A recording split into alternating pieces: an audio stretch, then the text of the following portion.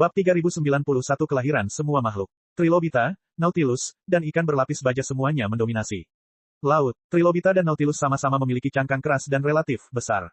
Mereka adalah mesin pembunuh paling mengerikan di era ketika sebagian besar makhluk laut purba tidak lebih besar dari plankton. Tidak perlu disebutkan ikan berlapis baja. Selain cangkangnya yang keras, ia juga memiliki kemampuan bergerak cepat, yang memungkinkannya menyerang dan menyapu semua mangsa.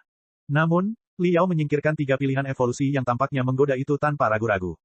Karena dia sangat jelas bahwa tidak peduli seberapa kuatnya Trilobita, Nautilus, dan ikan berlapis baja, pada akhirnya, mereka akan punah dalam sungai waktu yang panjang. Ukuran mereka yang sangat besar membuat mereka harus mengonsumsi lebih banyak energi untuk bertahan hidup. Sebagian besar waktu mereka dihabiskan untuk berburu dan menyerap makanan. Cangkangnya yang terlalu keras, di satu sisi, menghambat kemampuan mereka untuk bermutasi lebih lanjut, dan di sisi lain, mereka larut dalam ilusi rasa aman dan kehilangan kebutuhan untuk berevolusi. Kehidupan tanpa rasa krisis dan ambisi ditakdirkan menjadi kehidupan tanpa masa depan. Mustahil untuk menyalakan api evolusi. Ia hanya akan menjadi fosil miliaran tahun kemudian. Oleh karena itu, Li Yao menyingkirkan semua predator puncak dan memilih ikan yang tidak mencolok sebagai pembawa kesadarannya. Meskipun mereka adalah ikan perak kecil, ukuran rata-rata mereka tidak lebih dari setengah sentimeter. Mereka seperti serangga perak yang berkilauan.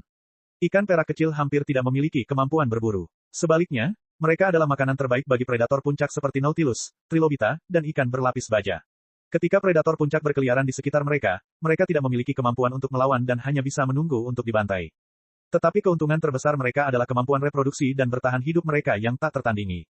Siklus hidup mereka sangat pendek, dan mereka telah kawin dan bereproduksi hampir setiap detik dalam hidup mereka yang pendek. Mereka telah berevolusi menjadi jenis kelamin primer. Ikan betina dapat mengeluarkan ribuan benih kehidupan yang tampak seperti debu setelah setiap semburan. Selama mereka menyerap panas di dekat permukaan laut, mereka akan memiliki kesempatan untuk bertahan hidup. Sistem pencernaan mereka yang unik dapat mengubah hampir semua makanan menjadi energi. Dari plankton di permukaan laut hingga bangkai predator puncak, dari jamur primitif di dasar laut hingga rumput laut dan anemon laut, mereka bahkan dapat menempel pada ubur-ubur purba dan membentuk tubuh simbiosis yang harmonis dengan mereka, bertahan hidup dengan sisa-sisa makanan yang dicerna ubur-ubur. Pada awal kehidupan, kuantitas jauh lebih penting daripada kualitas.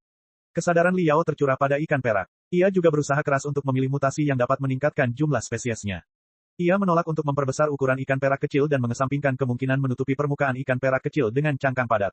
Tentu saja, ia tidak ragu untuk memusnahkan mutasi yang tampaknya agresif seperti tumbuhnya gigi yang lebih tajam, yang sebenarnya merusak diri sendiri. Pada akhirnya, ia memberi ikan perak kecil kemampuan pencernaan dan reproduksi yang lebih kuat. Tentu saja, ada juga kemampuan halus untuk merasakan medan magnet sebuah planet serta kemampuan yang lebih kuat untuk bepergian. Begitu saja, setelah miliaran tahun berevolusi, ikan perak kecil dan berbagai mutasinya perlahan menyebar ke seluruh lautan. Dari kutub utara yang dingin dan gelap hingga katulistiwa yang cerah, bayangan ikan perak kecil ada di mana-mana. Sementara itu, Trilobita tertutup oleh lumpur di dasar laut, dan Nautilus menjadi kosong. Ikan berlapis baja, yang dulunya merupakan ikan terbaik di dunia, secara bertahap terbebani oleh baju besi, perisai, dan bilah, mereka yang berat setelah mereka berevolusi menjadi cangkang yang lebih kuat, gigi yang lebih tajam, dan tubuh yang semakin besar. Mereka tidak dapat mengimbangi kelincahan dan kecepatan makhluk laut generasi baru dan akhirnya dilahap oleh nafsu makan mereka yang tak terpuaskan, berubah menjadi pecundang evolusi. Seorang penguasa lautan yang baru telah muncul. Mereka adalah hiu yang ramping, cepat, atau lincah. Beberapa di antaranya adalah gurita yang dapat dengan bebas mengubah warna dan ukuran kulitnya, menumbuhkan 8 tentakel yang keras dan lunak, dan bahkan dapat meningkatkan kecepatannya dengan menyemprotkan air. Bahkan ada ubur-ubur yang berevolusi menjadi berbisa. Sebagian besar penguasa lautan menganggap ikan perak sebagai salah satu hidangan utama dalam menu mereka. Ada sejenis paus dengan bintik-bintik bintang di sekujur tubuhnya yang dapat menelan beberapa ton ikan keperakan dalam sekali tarikan napas. Untuk itu, paus tersebut telah mengembangkan seperangkat organ yang dapat menyaring air laut dan menyerap ikan keperakan tersebut. Namun, tidak peduli seberapa banyak mereka membantai, mereka tidak dapat mengurangi jumlah ikan perak kecil secara keseluruhan. Sebaliknya, ikan perak kecil menjadi fondasi seluruh rantai makanan, kunci kelangsungan hidup spesies yang tak terhitung jumlahnya. Liao samar-samar merasa bahwa waktunya telah tepat. Berbaris, berbaris. Ia harus berbaris menuju daratan tanpa mempedulikan apapun. Meskipun lautan luas, kecuali tempat-tempat di dekat landas kontinen dan gunung berapi bawah laut, sumber dayanya tidak melimpah seperti yang diperkirakan. Sebaliknya, sumber daya itu tandus seperti gurun yang dipenuhi air suling. Yang lebih penting, tekanan air laut membuat katalis alami seperti api sulit terbentuk, belum lagi pemurnian logam dan perkembangan peradaban. Sebagian besar nenek moyang makhluk cerdas berbasis karbon lahir di lautan, tetapi mereka harus mengalami lompatan berbahaya dari lautan ke daratan. Jika tidak, akan sangat sulit untuk mengembangkan peradaban yang matang dan efisien. Meskipun alam semesta luas dan penuh keajaiban, dan ada banyak makhluk cerdas seperti klan Gonggong, yang lahir di sungai, danau, dan lautan seperti ubur-ubur, mereka tetap menjadi minoritas pada akhirnya. Bahkan klan Gonggong tidak benar-benar berevolusi ke era angkasa sampai mereka menerima bantuan dari klan Pangu dan spesies purba lainnya. Di bawah komando Liao, pertempuran pendaratan, yang luar biasa dan menggetarkan jiwa dari lautan ke daratan dimulai.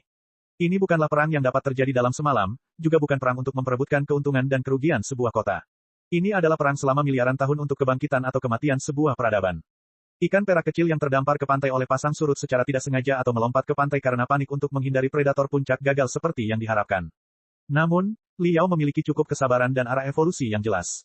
Ia memahami kemungkinan paling berguna dari miliaran mutasi dan memberikan sebagian ikan perak kemampuan untuk bernapas di udara serta kemampuan untuk melompat dan menggali di pantai dengan siripnya yang tebal dan kuat. Ikan perak bahkan telah mempelajari kemampuan menggali lubang di pantai dengan siripnya, merangkak ke dalam lubang, dan menjaga diri tetap basah sambil menunggu air pasang berikutnya sehingga mereka dapat bergerak bebas di laut dan di darat. Mereka seperti sejenis makhluk purba yang dapat bermain dengan lumpur. Jalan evolusi ditakdirkan untuk menjadi sepi dan berbahaya. Ikan perak kecil yang melompat di darat menghadapi ratusan kali lebih banyak kesulitan dan bahaya daripada yang mereka hadapi di kampung halaman mereka yang hangat dan nyaman, lautan. Namun, untuk mengatasi bahaya tersebut, atau lebih tepatnya, dalam persaingan yang kejam untuk bertahan hidup, lebih banyak gen yang tidak beradaptasi dengan perubahan dihilangkan, yang memberi generasi ikan perak kecil kemampuan bertahan hidup yang lebih kuat. Sisik dan siripnya telah hilang, digantikan oleh tungkai dan ekor yang lebih kuat. Kulit mereka ditutupi lendir kedap udara. Baris pertama gigi tajam tumbuh dari mulut mereka, yang menunjukkan bahwa mereka telah berevolusi dari ikan menjadi amfibi. Untuk pertama kalinya, ikan perak kecil itu menghirup udara kering, melihat letusan gunung berapi, pegunungan dan sungai yang bergelombang, serta melihat hutan primitif yang rimbun. Jalur evolusi setelah itu bagaikan berjalan di jalur cepat. Segalanya 100 kali lebih cepat dari sebelumnya. Waktu terus berubah, lingkungan terus berubah, semua makhluk hidup berubah dengan cepat seperti jarum jam. Liao menolak membiarkan spesies yang berada di bawah kendalinya bergerak ke arah krustasea raksasa, karena ia tahu bahwa, meskipun serangga dan arthropoda raksasa merupakan penguasa daratan di zaman dahulu, seiring dengan bermutasinya tanaman dan menurunnya kandungan oksigen di udara, ukuran serangga dan arthropoda raksasa akan mengecil, dan mereka akan tersingkir dari persaingan dengan predator puncak. Ia juga menolak gagasan untuk berubah menjadi peradaban serangga yang menyerupai lebah. Meskipun mungkin saja sebuah peradaban yang kuat dapat lahir dari kearifan kolektif, hal itu sama sekali tidak sesuai dengan ideologi Liao. Demikian pula, ia menolak jalan yang ditempuh reptil raksasa tanpa berpikir panjang. Ketika dinosaurus menginjak tanah, membantai, dan mengaum, ia lebih suka mengecilkan ukuran makhluk yang berada di bawah komandonya dan melarikan diri di antara semak-semak dan gua-gua.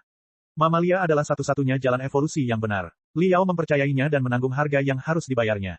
Ternyata, hujan meteor yang ditunggu-tunggunya datang silih berganti. Gunung-gunung dan sungai-sungai kehilangan warnanya, matahari dan bulan kehilangan kecerahannya, dan banyak sekali tanaman layu dan musnah. Semakin banyak tanaman baru mengubah lingkungan dengan cara yang sama sekali berbeda. Dinosaurus, raja daratan, yang biasa memamerkan kekuatannya terbunuh oleh kobaran api yang ditimbulkan oleh hujan meteor, atau oleh perubahan drastis dalam komposisi udara, atau tanaman yang tidak dapat mencerna tanaman baru. Mereka hanya bisa menyaksikan tanaman hijau subur itu mati kelaparan. Ini adalah era baru, panggung untuk mamalia. Pada saat ini, pilihan hati-hati Liao di awal dan tekadnya untuk mempertahankan hidupnya sama-sama membuahkan hasil yang besar. Gen yang tampaknya tidak berguna itu semuanya menunjukkan mutasi warna-warni, yang memungkinkannya mendominasi ledakan biologis baru. Dia adalah orang pertama yang berhasil berevolusi menjadi otak yang cukup besar dengan sinapsis yang cukup serta tubuh dari daging dan darah yang memiliki keseimbangan sempurna dalam hal kekuatan, kelincahan, dan konsumsi energi. Dia juga membuka kemampuan, berjalan tegak, membebaskan tangan, menggunakan api, membuat alat, dan seterusnya. Itu bisa dikatakan sebagai kemampuan pembuat zaman. Mamut, harimau bertaring tajam, dan semua jenis serigala, harimau, dan macan tutul yang tampaknya kuat tumbang akibat serangan kapak dan tombak batu satu demi satu. Suku Liao mendatangkan malapetaka di daratan dan meluas ke tempat yang lebih jauh. Ketika suku tersebut pertama kali belajar cara membakar gunung, mengusir dan membakar binatang buas, kobaran api melambangkan kelahiran penguasa sejati, roh semua makhluk yang pada akhirnya akan menguasai alam semesta. Bab 3092 Klan Yuanshi. Itu adalah sebuah danau yang luas. Bentuknya bulat, air danaunya jernih, dan tampak seperti cermin bundar berwarna putih keperakan di kaki pegunungan yang bergelombang. Dahulu kala, tempat ini merupakan tempat berkumpulnya banyak makhluk hidup untuk minum air. Tempat ini juga menjadi tempat berburu binatang buas seperti serigala, harimau, dan macan tutul. Namun, semenjak munculnya manusia dan pendudukan danau yang menyerupai cermin itu, tidak ada binatang buas yang berani berburu di tempat ini. Binatang buas yang terlalu bodoh untuk menyadari kengerian manusia semuanya telah berubah menjadi tumpukan tulang di tepi danau, menara, dan batu nisan dengan berbagai bentuk dan ukuran. Malam itu, bintang-bintang tampak sangat cemerlang. Bahkan bulan yang besar dan bundar tidak dapat menutupi kecemerlangan bintang-bintang. Bintang-bintang berkumpul menjadi lautan yang luas, seperti badai perak yang turun dari langit. Api unggun telah dinyalakan di suku di kaki gunung. Mereka merayakan perburuan mangsa besar lainnya. Seorang anggota suku, yang memiliki kerutan di seluruh wajahnya dan punggung bungkuk, entah bagaimana meninggalkan anggota sukunya dan pergi ke danau dengan langkah tinggi dan rendah. Di belakang mereka ada perayaan yang meriah dan menggembirakan. Di depannya ada suatu ketidakpastian yang sunyi dan mendalam. Para anggota suku itu mula-mula menatap bayangan mereka sendiri di danau. Dahinya sedikit miring ke belakang, dan hidungnya besar dan pesek. Bulu-bulu di wajahnya belum sepenuhnya hilang, tetapi dua gigi taringnya yang besar mencuat dari bibirnya. Sekilas, dia masih belum bisa menghilangkan jejak-jejak kuno dan ketidaktahuannya. Namun matanya yang kotor, yang agak kuning, menyerap pantulan air danau dengan tenang. Matanya perlahan berubah menjadi dalam dan tajam, menambah kegelapan dan keperakan. Mata para anggota suku itu berangsur-angsur menjadi tajam. Mereka menjilati bulan di danau terlebih dahulu, sebelum mereka menjulur ke langit mengikuti cahaya bulan dan bintang-bintang. Ketika miliaran bintang meledak di depan matanya, ia tak kuasa menahan diri untuk tidak mengulurkan tangannya yang berbulu ke arah lautan bintang yang tak berujung itu, seakan-akan ia tengah berusaha menggenggam seluruh alam semesta di tangannya. Ho ho, ho ho ho. Ia mulai melolong, seolah-olah ia mencoba memecah kegelapan alam semesta dengan suaranya dan memberi nama pada bulan dan setiap bintang. Ia juga memanggil rekan-rekannya ke bulan dan bintang suatu hari dan melihat seperti apa dunia di langit. Ledakan. Saat para anggota suku mengulurkan tangan mereka ke langit berbintang dan berteriak, cahaya keemasan yang menyilaukan kembali muncul, menandakan bahwa penguji telah menyelesaikan lompatan kedua dan berevolusi ke abad pertengahan. Sebuah peradaban yang sesungguhnya telah lahir. Li Yao memperhatikan semuanya dengan tenang. Seperti dewa yang maha hadir dan maha kuasa, dia menyaksikan kebangkitan, perjuangan, dan penaklukan suku manusia yang tak terhitung jumlahnya dari atas. Kemudian, ia merangkak ke tubuh orang suku yang tengah memandangi langit berbintang di depan danau dan merasakan kegembiraan dan rasa syukur yang tak terlukiskan saat manusia mengenalnya untuk pertama kalinya. Itu saja, melihat dirinya, menari di danau, Li Yao bergumam bingung, apakah ini yang disebut ujian terakhir? Tidak heran dia bingung. Meskipun sangat sulit untuk membuat ribuan pilihan bagi evolusi kehidupan dan akhirnya kelahiran sebuah peradaban dalam waktu yang singkat, pilihan-pilihan itu tidak lepas dari jalur dasar evolusi manusia. Li Yao hanya perlu membuat pilihan berdasarkan naluri alaminya, dan pada dasarnya ia telah menyelesaikan kemajuan dari karpet jamur kuno menjadi suku manusia. Ujian seperti itu tampaknya tidak sesuai dengan kekuatan dan misteri pencipta tembok hitam, juga tidak cukup untuk membuat 100 peradaban kuno tercengang. Li Yao merenung sejenak dan menyadari bahwa dia telah menganggapnya biasa saja. Dari sudut pandangnya, dia secara alami merasa bahwa ujian terakhir itu terlalu mudah, karena dia adalah manusia murni dan klon dari 100% gen guru asli. Oleh karena itu, dia sangat jelas tentang jalur evolusi yang telah ditempuhnya, sang guru. Reaksi naluriahnya adalah jawaban yang benar. Tetapi bagaimana jika pengujinya bukan manusia seperti dia melainkan bentuk kehidupan cerdas dengan tubuh berbahan dasar karbon? Misalnya, jika para penguji dilahirkan di sungai, danau, dan lautan seperti ubur-ubur dan spons, akankah mereka dapat mengatakan bahwa ikan perak kecil merupakan spesies yang paling mungkin mencapai puncak evolusi? Atau lebih tepatnya, akankah seorang penguji, klan Gonggong, memilih pergi ke daratan alih-alih menjelajahi lautan untuk mencari kemungkinan sepersejuta bahwa sebuah peradaban akan lahir di air laut?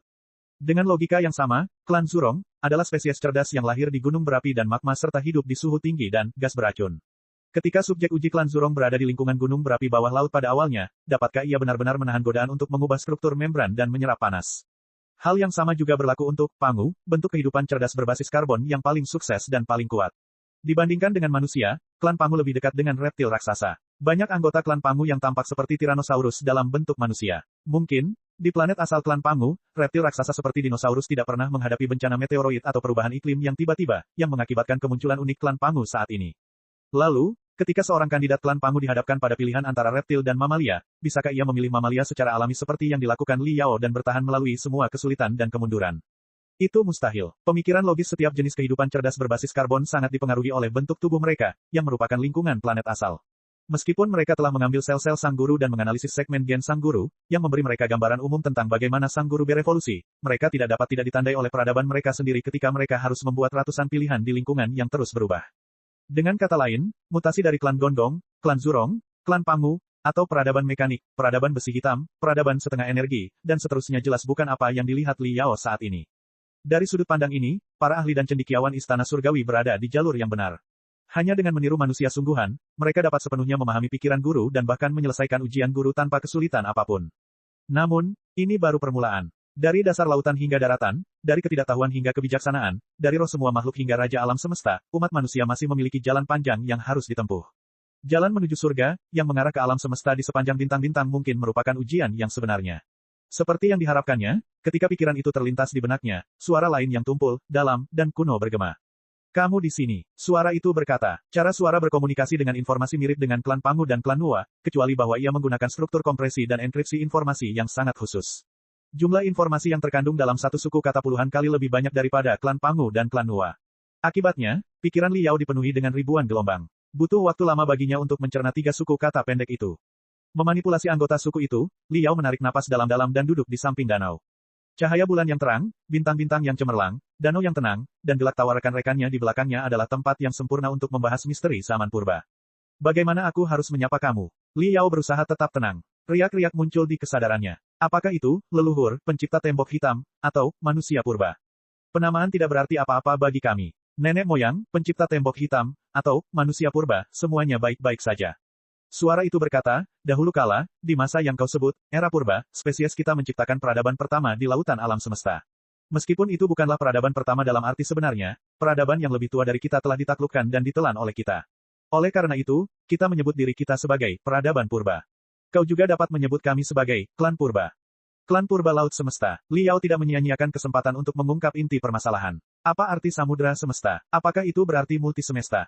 Apakah kamu pernah melihat anggur? Suara itu tidak hanya mengucapkan suku kata anggur, tetapi juga menunjukkan kepada Li Yao hampir 1000 jenis tanaman yang tampak seperti anggur. Jika setiap alam semesta adalah anggur, sekelompok anggur akan menjadi lautan kosmik atau ibu alam semesta. Tetapi, jiwa Li Yao tiba-tiba menyempit. Ada lebih dari satu tandan anggur pada satu pokok anggur. Ada ratusan ribu anggur. Apakah Anda menyarankan bahwa ada lebih dari satu, multiverse, tetapi, kosmos, dan, ibu alam semesta, yang tak terhitung jumlahnya?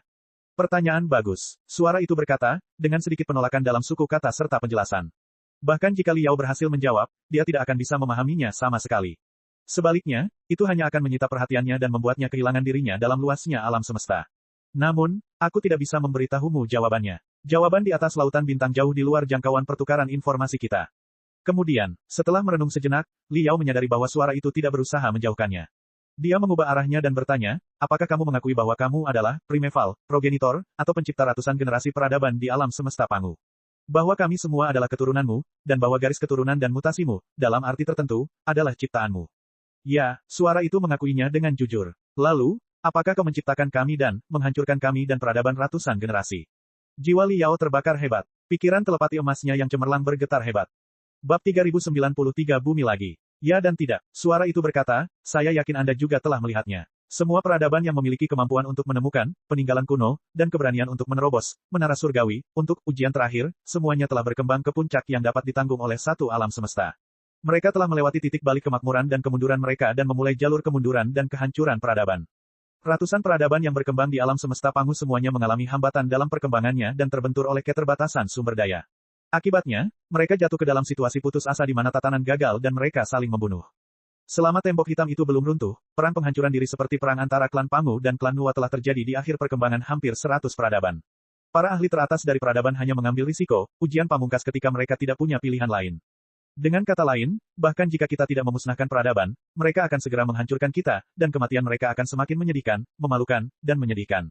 Oleh karena itu, kita mempercepat penghancuran diri peradaban dan mencoba menghemat ruang, waktu, dan sumber daya yang berharga sehingga kelompok peradaban berikutnya, atau kemungkinan baru, dapat muncul sesegera mungkin. Bersamaan dengan suaranya yang tenang dan kalem, Li Yao menerima gambar-gambar indah dan kejam yang tak terhitung jumlahnya. Itu adalah perjuangan dan kehancuran terakhir dari hampir 100 peradaban kuno di alam semesta yang luas. Kapal perang yang megah, kota yang megah, planet yang hampir berlubang, sistem pertahanan cincin ruang angkasa yang mengelilingi planet, dan miliaran ahli yang berteriak di alam semesta semuanya berteriak dan menjerit dalam api kehancuran dan berubah menjadi debu tanpa kecuali. Itu benar-benar perbuatanmu. Li Yao mencoba yang terbaik untuk mengendalikan dirinya, tetapi dia tidak bisa menahan diri untuk tidak berteriak dengan marah. Mengapa kamu melakukannya? Mengapa kamu menciptakan begitu banyak peradaban yang cemerlang dan mengikat kita semua dengan tembok hitam yang tidak bisa dihancurkan? Mengapa kamu memberi kami harapan untuk bertahan hidup tetapi menghapusnya dengan cara yang paling kejam? Apakah peradaban berotak super, yang penuh dengan kebijaksanaan itu benar? Ini bukanlah tempat di mana harta karun rahasia dari era purba berada, tetapi perangkap yang paling menakutkan. Kamu, klan purba, yang seharusnya binasa miliaran tahun yang lalu, mengintai di sini seperti zombie yang takut mati, mencoba bertahan hidup dengan menyerap harapan, kemungkinan, dan keberuntungan dari peradaban baru. Itu adalah spekulasi yang sangat menarik. Bahkan, spekulasi itu menunjukkan sebagian kebenaran tentang lautan kosmik. Peradaban otak super, yang dapat mengembangkan otak tanpa batas dengan menggabungkan otak dengan mesin sehingga dapat memperoleh kemampuan komputasi dan kebijaksanaan yang luar biasa benar-benar yang paling bijaksana dari ratusan peradaban dan yang paling mungkin mewarisi pengetahuan kita. Sayang sekali mereka gagal menembus penghalang terakhir. Suara itu berkata dengan tenang, namun, peradaban otak super, itu salah. Ras purba, telah hancur miliaran tahun yang lalu. Kita tidak pernah memikirkan kelahiran kembali, setidaknya tidak secara harfiah. Alasannya sederhana, bahkan jika kita terlahir kembali dalam wujud asli kita tetap tidak sebanding dengan musuh. Musuh akan mengejar kita lagi, mengalahkan kita, dan menelan kita. Lalu, apa pentingnya kelahiran kembali? Tidak, kami tidak bermaksud menelan takdir peradaban manapun. Itulah yang akan dilakukan musuh kami. Apa? Li Yao tercengang, tidak mengerti apa arti suara itu. Namun, Setelah dipikir-pikir lagi, karena mereka sudah sampai sejauh ini, jika penguasa langit purba benar-benar berjuang dalam kegelapan dengan cara yang tidak terduga, mereka tidak perlu lagi berpura-pura bersikap sopan kepada Liao. Mereka bisa melepaskan penyamaran mereka dan memperlihatkan wajah mereka yang mengerikan, menghancurkan dan menelan jiwa Liao. Tampaknya suara itu dapat dipercaya. Lalu, mengapa kamu menciptakan dan menghancurkan ratusan peradaban? Li Yao bertanya, dari kelahiran manusia purba di planet biru bernama Bumi, hingga peradaban kita mengatasi bencana yang tak terhitung jumlahnya, menaklukkan musuh yang tak terhitung jumlahnya, dan akhirnya mendominasi seluruh lautan alam semesta, kita hanya butuh 100 juta tahun untuk meliput setiap sudut multisemesta. Bersamaan dengan deskripsi suara itu, Li Yao melihat gambar yang pernah dijelaskan oleh kaisar tertinggi kepadanya, benteng planet yang telah dilubangi menjadi sarang lebah dan dipasangi unit daya super besar, pesawat ulang-alik 4 dimensi transparan yang dapat melaju bebas di riak-riak ruang angkasa, dan manusia purba yang tubuhnya ditutupi garis-garis spiritual yang rumit, berkilauan, dan tak terduga. Peradaban mereka telah mencapai puncak yang tak terbayangkan. Mereka telah memahami semua jenis rumus dan aturan tentang ruang dan waktu. Jurang ribuan tahun cahaya itu hanyalah kanal drainase kecil di depan mata mereka. Mereka dapat mengunggah dan mengunduh kesadaran mereka sendiri ke server dan pembawa yang mempesona. Tubuh mereka yang terbuat dari daging dan darah menyimpan dan membuka kunci gen yang hampir tak terbatas, dan mereka dapat melakukan 3 kepala 6 lengan, 72 transformasi, dan teknik-teknik lain yang hampir legendaris. Yang lebih penting, Li Yao dengan tajam memahami satu kata yang diucapkan oleh suara itu, bumi. Li Yao sangat yakin bahwa, bumi, yang disebutkan suara itu adalah kampung halaman yang selama ini ia impikan, bumi yang unik, dan bumi, yang harus dihancurkan dalam misi Vulture Plan yang belum selesai. Karena selain suku kata, banyak gambar 3D bumi juga telah dikirim. Benua Pangu, yang asli telah dibagi menjadi 5 benua dan 4 samudra, yang persis sama dengan yang diingat Liao. Tidak mungkin daratan planet kedua telah berevolusi selama miliaran tahun dan sangat mirip dengan bumi. Tapi apa sebenarnya yang terjadi? Kalau memang benar ada planet biru yang bernama Bumi, dan merupakan kampung halaman, peradaban purba, generasi pertama peradaban terkuat di lautan jagat raya miliaran tahun yang lalu, lalu bagaimana bumi bisa menjadi inti banjir, dan bagaimana Liao bisa lahir di planet seperti itu? Apakah totalnya ada 2 bumi? Yang satu adalah bumi sejati, tempat tinggal manusia purba miliaran tahun lalu. Yang satu lagi adalah bumi virtual, versi digital bumi sebelumnya atau versi berantakan lainnya yang telah diciptakan oleh pasang surut sebagai intinya. Mengapa banjir besar melakukan hal itu? Apa hubungan antara banjir besar dan penguasa langit purba? Kalau dipikir-pikir lagi, gelombang banjir pasti ada hubungannya dengan klan purba. Alasannya sederhana. Dalam mimpi Liao, orang-orang yang tinggal di bumi, pusat pasang surut, semuanya adalah manusia. Penampakan manusia itu persis sama dengan apa yang disebut, leluhur asli, pembuat dinding hitam, klan purba. Itu tidak mungkin hanya kebetulan. Liao sangat terkejut, tetapi dia menggigit satu gelombang jiwa lagi dan mendengarkan gelombang jiwa yang satunya lagi dengan sabar. Sangat disayangkan, betapapun hebatnya sebuah peradaban, perkembangannya pasti ada batasnya. Akhirnya kita bertemu dengan musuh yang tak terkalahkan.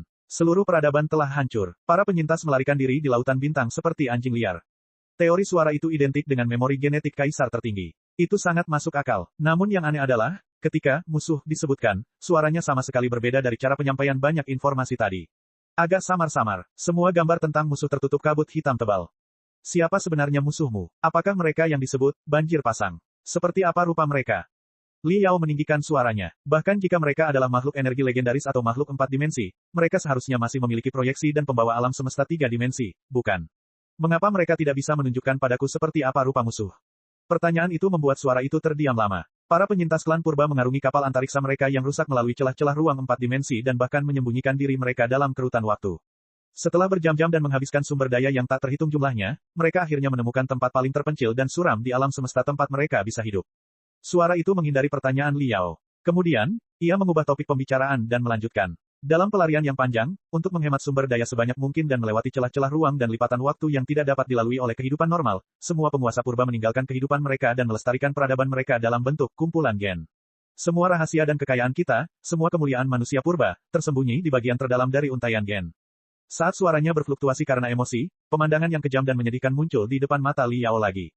Di dalam kompartemen mesin kapal perang kristal, manusia purba yang tak terhitung jumlahnya dengan garis-garis mengalir di sekujur tubuh mereka berbaris. Setelah mengumpulkan rambut, kulit, dan darah mereka dengan peralatan sihir khusus, mereka melompat ke tungku mesin dan mengubah hidup dan jiwa mereka menjadi bahan bakar untuk mempercepat kapal antariksa melewati ruang dan waktu. Tidak banyak ekspresi di wajah semua manusia purba. Bahkan yang tua, yang lemah, wanita, dan anak-anak pun merasa damai dan lega. Mungkin, selama miliaran tahun mereka melarikan diri dari musuh, semua harga diri dan harapan mereka telah luntur. Mereka tidak sabar untuk mendapatkan kedamaian dan kelegaan terakhir. Begitu saja, mereka melompat ke tungku mesin satu per satu, hingga yang terakhir berubah menjadi kobaran api. Seluruh kapal perang menjadi kosong dan sunyi senyap. Satu-satunya yang tersisa adalah boneka-boneka halus yang tampak seperti laba-laba dan gurita. Mereka menyimpan gen mereka dengan hati-hati dan mendorong kapal antariksa yang kosong itu maju. Li Yao tidak berkata apa-apa. Ia tidak menyangka manusia zaman dahulu begitu kejam dan tegas. Tak heran ia mampu bertahan terhadap arus pasang surut selama miliaran tahun dan lolos darinya untuk sementara. Lama tak berjumpa, pembaruan keempat. Raja Banteng Tua telah kembali. Raungan, raungan, raungan, raungan. Bab 3094-6 Peradaban Kuno. Peradaban kita membayar harga yang sangat mahal sehingga kita akhirnya memindahkan kumpulan gen kita yang berharga ke alam semesta baru yang terpencil yang diselimuti lipatan ruang yang tumpang tindih. Suara itu melanjutkan, menurut prosedur pelayaran dan kolonisasi yang normal, boneka spiritual harus mencairkan semua gen kita dan membiarkan generasi manusia baru. Ketika mereka masih dalam tahap embrio, mereka akan mengukir kebijaksanaan dan sejarah peradaban kita ke dalam otak bayi yang baru lahir. Dengan cara seperti itu, kejayaan peradaban kita akan dipulihkan dalam beberapa ratus tahun. Namun, bayangan musuh telah menutupi seluruh samudera semesta. Bahkan jika peradaban purba dikembalikan ke keadaan puncaknya, itu masih belum cukup untuk bersaing dengan musuh.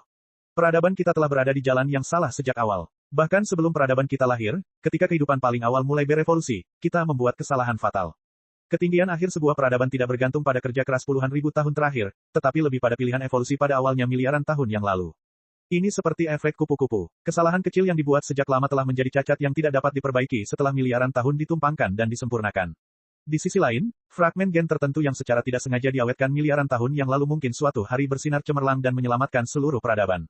Mungkin, ketika jamur purba mengembara di lautan purba yang mendidih, perubahan halus pada membran sel mereka menentukan efisiensi penyerapan dan pemanfaatan sinar kosmik bagi manusia miliaran tahun kemudian.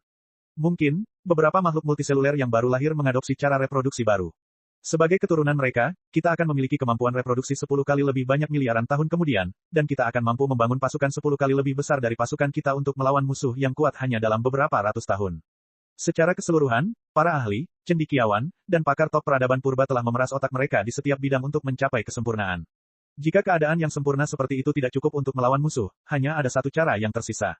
Kita akan memulai kembali peradaban kita dan menggali kemungkinan-kemungkinan yang telah diabaikan dan ditinggalkan dalam miliaran tahun evolusi. Dimulai dari spora dan embrio, kita akan memodifikasi dan memperkuat peradaban kita.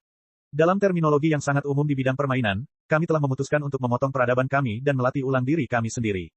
Hah, Li Yao tercengang. Itu memang rencana yang gila dan tidak masuk akal dengan tingkat keberhasilan yang sangat rendah. Namun karena kita akan ditemukan oleh musuh cepat atau lambat, dan kita bukanlah tandingan musuh tidak peduli seberapa keras kita melatih diri, bukankah satu-satunya pilihan kita adalah memulai kembali peradaban kita dan menghentikan pelatihan kita? Suara itu berkata, kali ini, peradaban kita tidak memulai dari awal. Harta karun yang tak terhitung jumlahnya terkubur jauh di dalam gen kita, dan kita dapat dibimbing sampai batas tertentu. Apakah ada alasan mengapa versi baru peradaban purba tidak bisa lebih kuat dari versi 1.0? Gambaran-gambaran muncul lagi dalam kepala Li Yao. Kapal antariksa yang tembus cahaya namun pecah yang tak terhitung jumlahnya tiba di alam semesta Pangu dan meledak dalam kembang api yang paling cemerlang. Seperti bunga dandelion yang terbakar, mereka melemparkan miliaran bagian dari kumpulan gen ke alam semesta dan menyebar. Untuk memastikan kemungkinan keragaman evolusi baru, kami melemparkan kapsul kehidupan yang menyimpan banyak bank gen ke planet-planet yang keras. Bahkan sabuk asteroid tempat kehidupan secara teoritis mustahil dipenuhi dengan benih-benih kehidupan kita. Kemudian, kami membangun dinding hitam dengan fitur-fitur alami lipatan ruang angkasa dan menutupi seluruh Pangu Universe sebagai inkubator yang hangat, nyaman, dan aman. Suara itu berkata, tujuan kami adalah untuk menghasilkan peradaban purba versi 2.0 yang bahkan lebih kuat dari kami. Kami tidak peduli apa sebutanmu untuk peradabanmu. Kami tidak peduli seperti apa rupamu atau apakah kamu memiliki tubuh tetap dari daging dan darah. Kami hanya punya satu syarat untukmu, kami berharap kamu memiliki potensi yang lebih besar dari kami dan memberi kami secercah harapan untuk mengalahkan musuh. Untuk menguji apakah kalian benar-benar memiliki potensi, kami akan meninggalkan peninggalan purba dan menara sebelum peradaban kalian benar-benar hancur. Saya yakin kalian pasti akan menemukan tempat ini ketika peradaban kalian mengembangkan teknologi navigasi ruang angkasa yang matang dan memiliki pemahaman yang mendalam tentang kosmologi dan ilmu ruang angkasa 4 dimensi. Jika Anda lulus ujian dan membuktikan bahwa Anda memiliki potensi untuk mengalahkan musuh, banjir, maka, kami akan mengakui Anda sebagai peradaban purba versi 2.0, versi kami yang ditingkatkan dan diperkuat, dan pewaris kami yang paling sah. Kami akan melepaskan semua warisan kami, termasuk sejarah terperinci peradaban purba, semua pencapaian teknologi kami, peta genetik spesies alien yang kami taklukkan di luar angkasa, metode untuk melakukan perjalanan melalui ruang 4 dimensi dengan bebas, dan metode untuk mengendalikan badai 4 dimensi, dan bahkan kapal perang super yang kami tinggalkan. Semuanya akan menjadi milik Anda. Tidaklah berlebihan jika dikatakan bahwa warisan tersebut akan memungkinkan peradaban Anda berkembang pesat selama jutaan tahun hanya dalam waktu 100 tahun. Di sisi lain, jika kalian gagal dalam ujian akhir, kalian tidak perlu membuang-buang waktu dan sumber daya kalian yang berharga. Bahkan jika kami tidak menghancurkan kalian, kalian akan menghancurkan diri kalian sendiri. Bahkan jika kalian tidak menghancurkan diri kalian sendiri, jika kalian terus berjuang tanpa harapan, banjir akan datang suatu hari dan memusnahkan kalian. Jika memang begitu, apa gunanya keberadaanmu? Mengapa kau tidak memulai lagi dan menyerahkan tempat tinggalmu untuk generasi peradaban berikutnya? Apakah kau setuju? Liao merasa bahwa setiap riak jiwanya berubah menjadi setetes darah panas. Semua darah membanjiri otaknya, menimbulkan gelombang merah. Dia tidak menyangka akan seperti ini. Selama 100 generasi peradaban.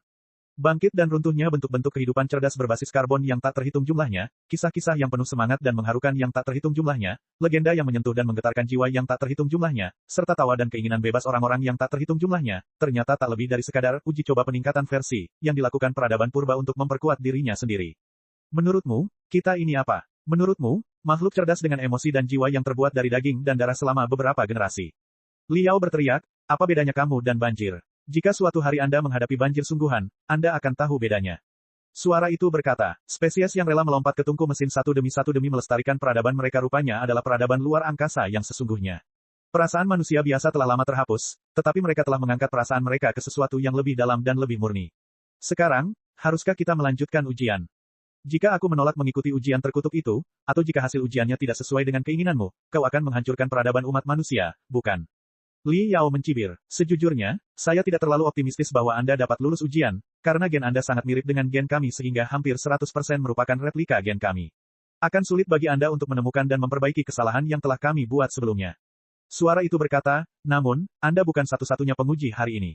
Memulai kembali Pangu Universe bergantung pada kinerja penguji lainnya. Gambaran yang lebih jelas muncul dalam otak Liao.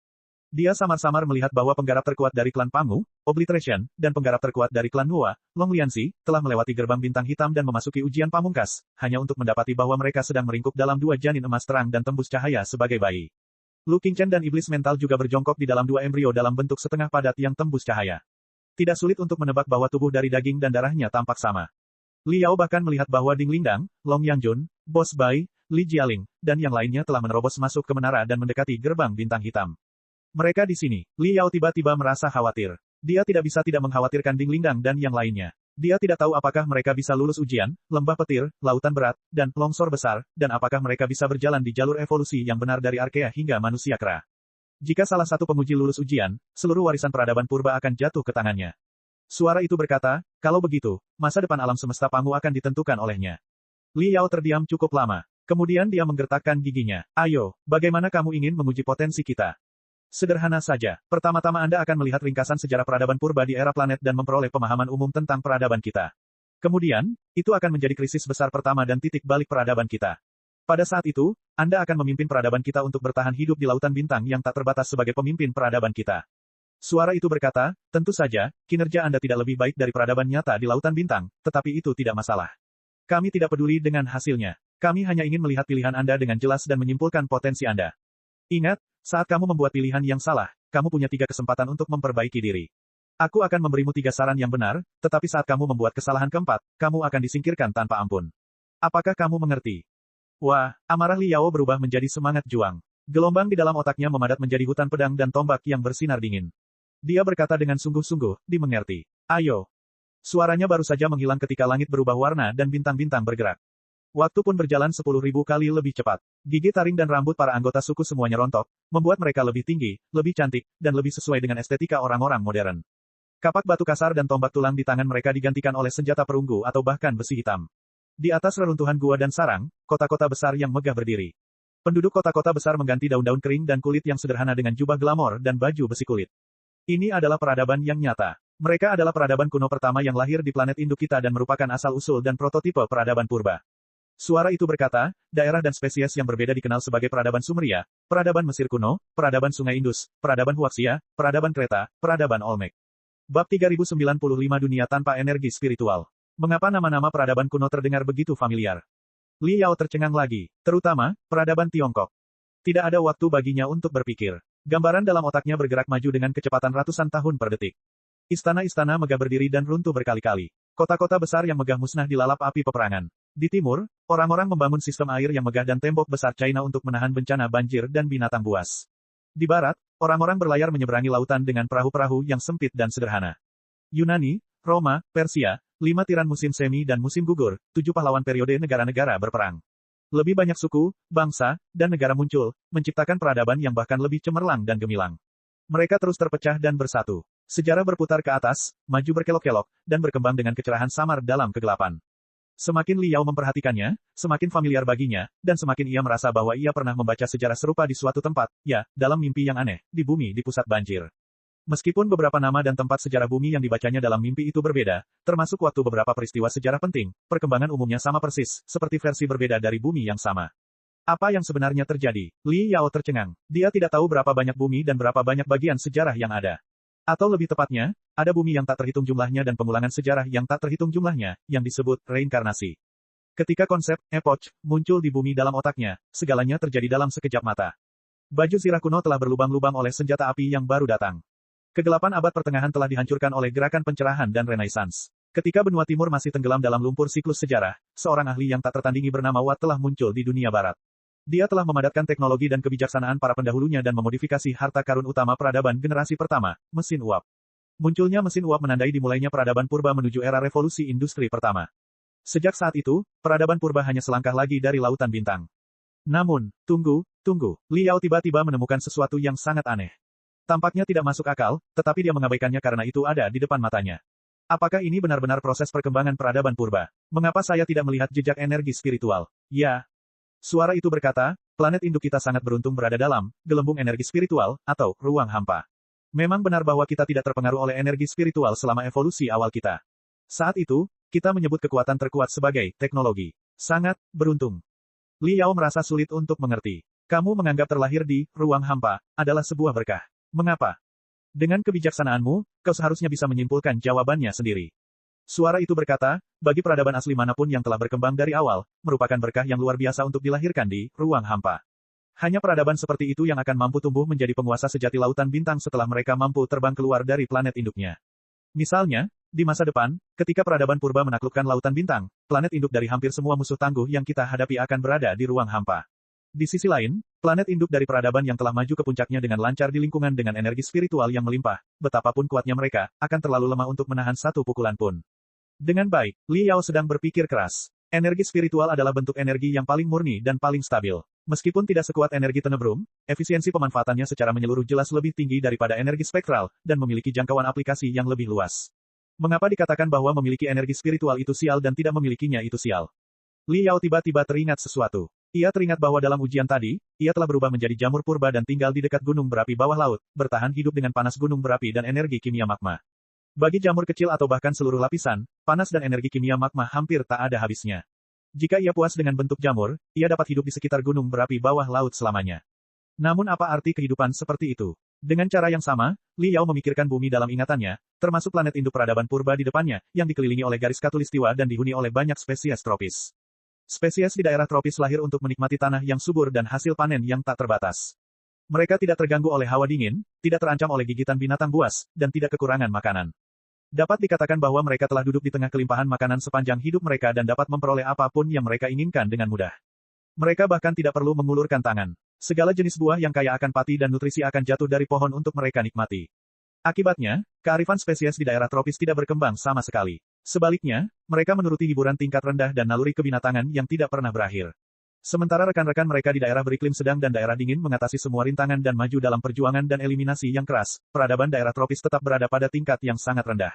Lahir dalam kesedihan, mati dalam damai. Li Yao telah mengatakan itu pada dirinya sendiri belum lama ini. Bagaimana dia bisa melupakannya begitu cepat? Saya mengerti sekarang. Li Yao berkata dengan keras, jika sebuah planet terletak di zona antariksa yang energi spiritualnya melimpah, kelangsungan hidup makhluk cerdas di sana akan terlalu mudah dan sederhana. Mereka tidak akan mampu mengembangkan kecerdasan luar biasa dan bentuk sosial yang kompleks sama sekali. Bahkan, mereka tidak akan memiliki kebutuhan untuk berkomunikasi secara efektif dengan jenis mereka sendiri. Itulah fondasi sebuah peradaban. Dunia yang energi spiritualnya melimpah bagaikan daerah tropis yang sumber dayanya melimpah. Dunia yang energi spiritualnya langka bagaikan daerah beriklim sedang dan daerah dingin yang lingkungannya keras. Daerah yang pertama tidak ditakdirkan untuk menumbuhkan peradaban yang makmur, sedangkan daerah yang kedua adalah tempat berkembang biaknya peradaban yang hebat. Kamu benar, suara itu berkata, apa yang disebut peradaban adalah hasil akumulasi sejarah. Ia bermanfaat bagi adaptasi dan pengenalan kehidupan cerdas terhadap dunia objektif. Ia sejalan dengan pencarian spiritual kehidupan cerdas. Ia dapat dikenali dan diterima oleh sebagian besar orang. Ia adalah kombinasi dari penemuan dan penciptaan, serta ketertiban umum dan adat istiadat yang baik. Peradaban adalah penggabungan semua perilaku sosial dan alamiah yang mengangkat kehidupan cerdas keluar dari keadaan biadab. Penggabungan ini setidaknya mencakup unsur-unsur berikut: ideologi keluarga, peralatan, bahasa, kata-kata, kepercayaan, keyakinan, ideologi agama, hukum, negara kota, dan negara. Untuk menghasilkan semua faktor tersebut, ada premis mendasar, yaitu kesetaraan relatif antara orang-orang. Hanya monyet dan monyet, atau semut dan semut, yang dapat berkomunikasi satu sama lain dan membangun masyarakat, bahasa, hukum, kepercayaan, dan sebagainya. Pada akhirnya, sebuah peradaban besar akan tercipta, dan tidak ada cara untuk menciptakan masyarakat, apalagi peradaban, antara monyet dan semut. Di sisi lain, energi spiritual, energi yang sangat istimewa dan berharga, memiliki fungsi untuk merangsang sel, mengaktifkan kekuatan individu, dan sangat meningkatkan perbedaan antar individu. Di dunia tanpa energi spiritual, tidak peduli seberapa besar perbedaan dalam kehidupan cerdas berbasis karbon individu, masih ada batasnya. Bahkan penguasa yang pernah menaklukkan seluruh benua, membantai sejuta tentara musuh, dan membuat prestasi gemilang dalam seni bela diri masih bisa dipenggal oleh seorang pengemis dengan pisau tajam di tangannya. Ini adalah kesetaraan relatif, atau ketidakadilan relatif. Ketika orang biasa marah, darah mereka akan berceceran 5 langkah, mereka akan berada dekat, dan mereka akan menjadi musuh suatu bangsa. Ini adalah fondasi untuk membangun peradaban besar. Namun, di planet-planet yang secara alamiah diberkahi dengan energi spiritual yang melimpah, makhluk-makhluk berbasis karbon telah lama belajar cara menyerap esensi alami, menyerap material surgawi dan harta karun bumi, serta berevolusi dan bermutasi secara gila-gilaan.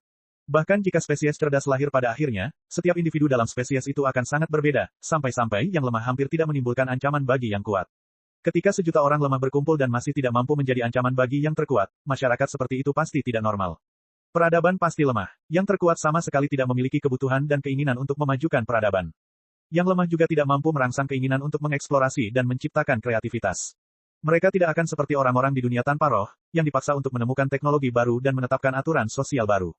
Di dunia seperti ini, yang kuat memangsa yang lemah adalah satu-satunya hukum, dan teknologi atau ide apapun yang dapat melemahkan energi spiritual akan dicekik sejak awal. Di jalur penaklukan lautan bintang oleh peradaban purba, kita telah menjumpai banyak sekali peradaban yang berkembang dari planet-planet dengan energi spiritual yang melimpah. Tak satu pun dari peradaban itu melintasi galaksi mereka sendiri. Beberapa dari mereka bahkan tidak menginjakkan kaki di planet mereka sendiri. Kemampuan tempur individu beberapa dari mereka sangat mengesankan, tetapi tingkat perkembangan peradaban mereka tidak lebih tinggi dari era abad pertengahan di bumi. Ketika kapal luar angkasa yang kita bangun dengan ribuan menara merobek atmosfer mereka, mereka masih melambaikan bilah-bilah yang lucu dan menggunakan energi spiritual yang lusuh, mencoba bersaing dengan kita. Selain itu, dalam peradaban energi spiritual yang paling ekstrim, ahli terkuat menyerap energi spiritual seluruh planet ke dalam tubuhnya, mengubah dirinya menjadi monster tua yang dapat hidup selama puluhan ribu tahun, sementara rekan-rekannya yang lain berubah menjadi parasit di tubuhnya. Mereka sama sekali tidak dapat melawannya. Namun, karena sama sekali tidak ada apapun di seluruh lingkungan yang dapat mengancamnya, kecerdasannya berangsur-angsur menurun, dan dia menjadi seorang idiot yang bahkan lebih buruk daripada anak berusia 3 tahun. Dia dengan mudah ditangkap oleh kami dan diperlakukan sebagai barang pameran di kebun binatang. Kita perlahan-lahan memahami pengalaman kita. Sebelum kita berperang melawan peradaban yang tidak dikenal, pertama-tama kita harus mencari tahu situasi planet induk tempat mereka berasal. Jika itu adalah planet dengan energi dan sumber daya spiritual yang melimpah, tidak perlu khawatir. Itu pasti akan menjadi kemenangan yang tak terhentikan. Namun, jika lingkungan planet induk musuh sangat keras, sumber dayanya langka, dan bahkan tidak ada sedikit pun energi spiritual, kita harus sangat berhati-hati. Itu pasti akan menjadi pertempuran yang sulit. Bab 3096 Perang Dunia. Li Yao mengangguk tanpa bicara. Sebenarnya, logika yang diucapkan suara itu juga tercermin dalam sejarah peradaban manusia di alam semesta Pangu. Yaitu kekacauan dunia kultivasi kuno dan tragedi, fosil hidup. Tidak ada kekuasaan yang dapat diraih tanpa membayar harga apapun. Takdir telah menentukan harga untuk setiap jenis kekuasaan. Kekuasaan yang tampaknya mudah diperoleh mungkin harus ditebus dengan sesuatu yang lebih berharga, organisasi, tatanan sosial, eksplorasi, dan rasa ingin tahu. Syukurlah, peradaban manusia di alam semesta Pangu, termasuk peradaban Pangu sebelum peradaban manusia dan 100 peradaban kuno sebelum peradaban Pangu, bukanlah peradaban generasi pertama, melainkan merupakan keturunan dari peradaban purba. Di satu sisi, mereka dapat menemukan peninggalan peradaban sebelumnya jauh di bawah tanah dan di lautan bintang yang luas, tempat mereka dapat mempelajari pelajaran berharga dari peninggalan tersebut dan menghindari pengulangan kesalahan. Di sisi lain, ingatan purba dari ras purba terkubur jauh di dalam gen mereka. Meskipun ingatan kuno tersebut sebagian besar waktu tidak jelas dan samar, ingatan tersebut cukup untuk merangsang naluri makhluk cerdas dan membentuk struktur sosial yang rumit dan sangat terorganisir.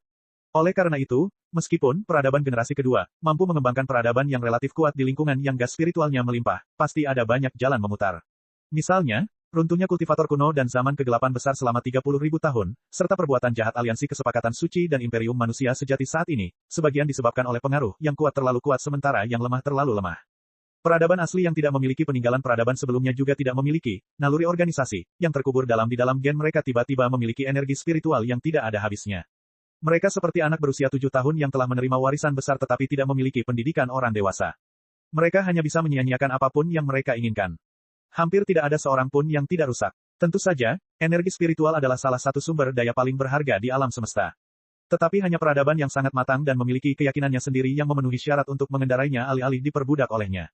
Suara itu melanjutkan, justru karena kita tidak memiliki bantuan energi spiritual, kita dapat merangsang semua gairah, kebijaksanaan, dan keberanian kita.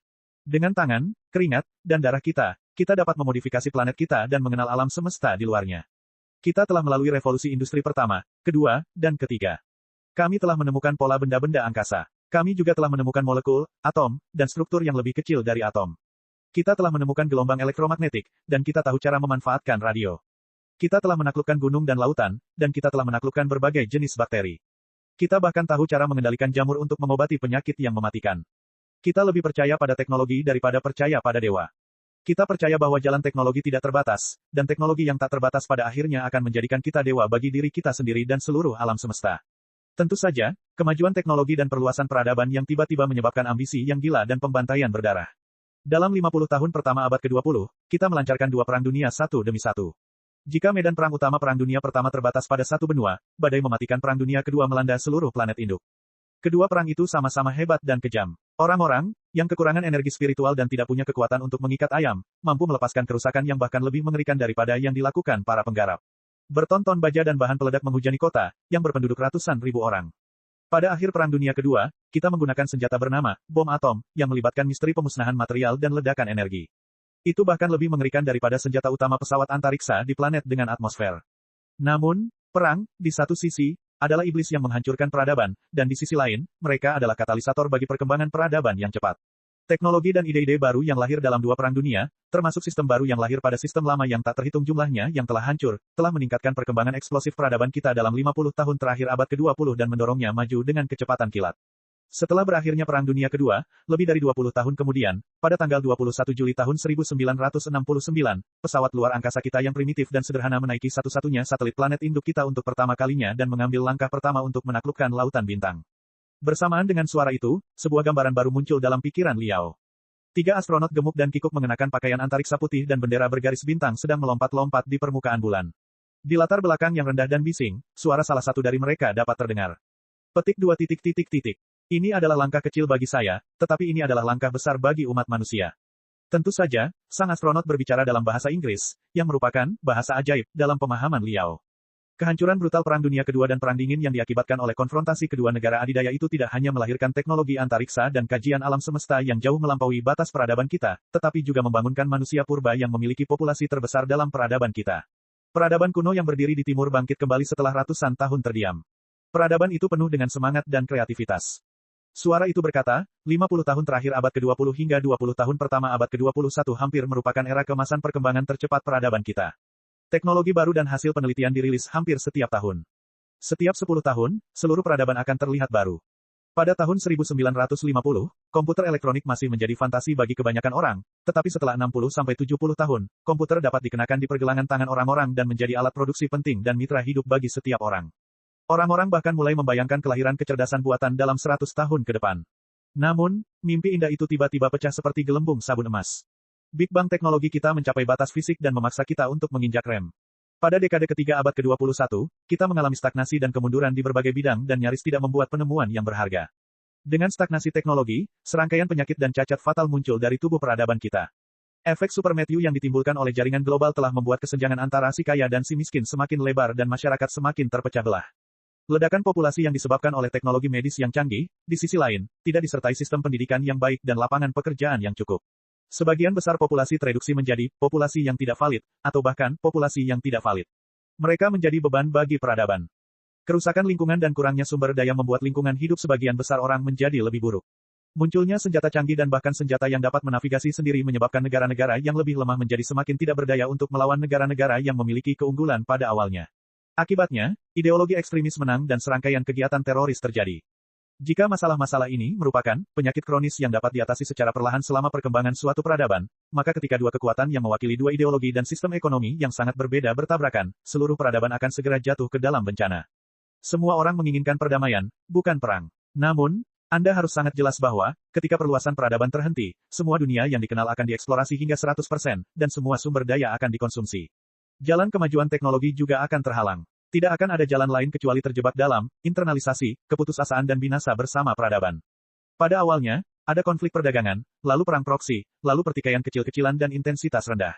Serangkaian pemanasan, uji coba, ancaman, dan intimidasi berlangsung selama 20 tahun. Ketika kedua belah pihak menyadari kemampuan dan tekad masing-masing, Perang Dunia Ketiga akhirnya pecah. Dalam peradaban kita, seorang sarjana bijak pernah berkata, saya tidak tahu bagaimana Perang Dunia Ketiga terjadi. Saya hanya tahu bahwa Perang Dunia Keempat pasti terjadi dengan batu dan pentungan.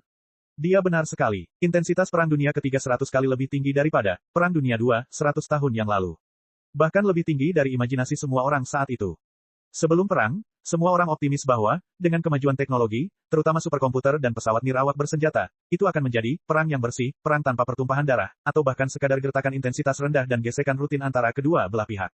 Baru setelah awan jamur dengan berbagai bentuk dan ukuran secara bertahap naik di atas kepala mereka dan menelan mereka dalam sekejap mata, mengubah mereka menjadi kerangka yang terbakar, mereka menyesalinya.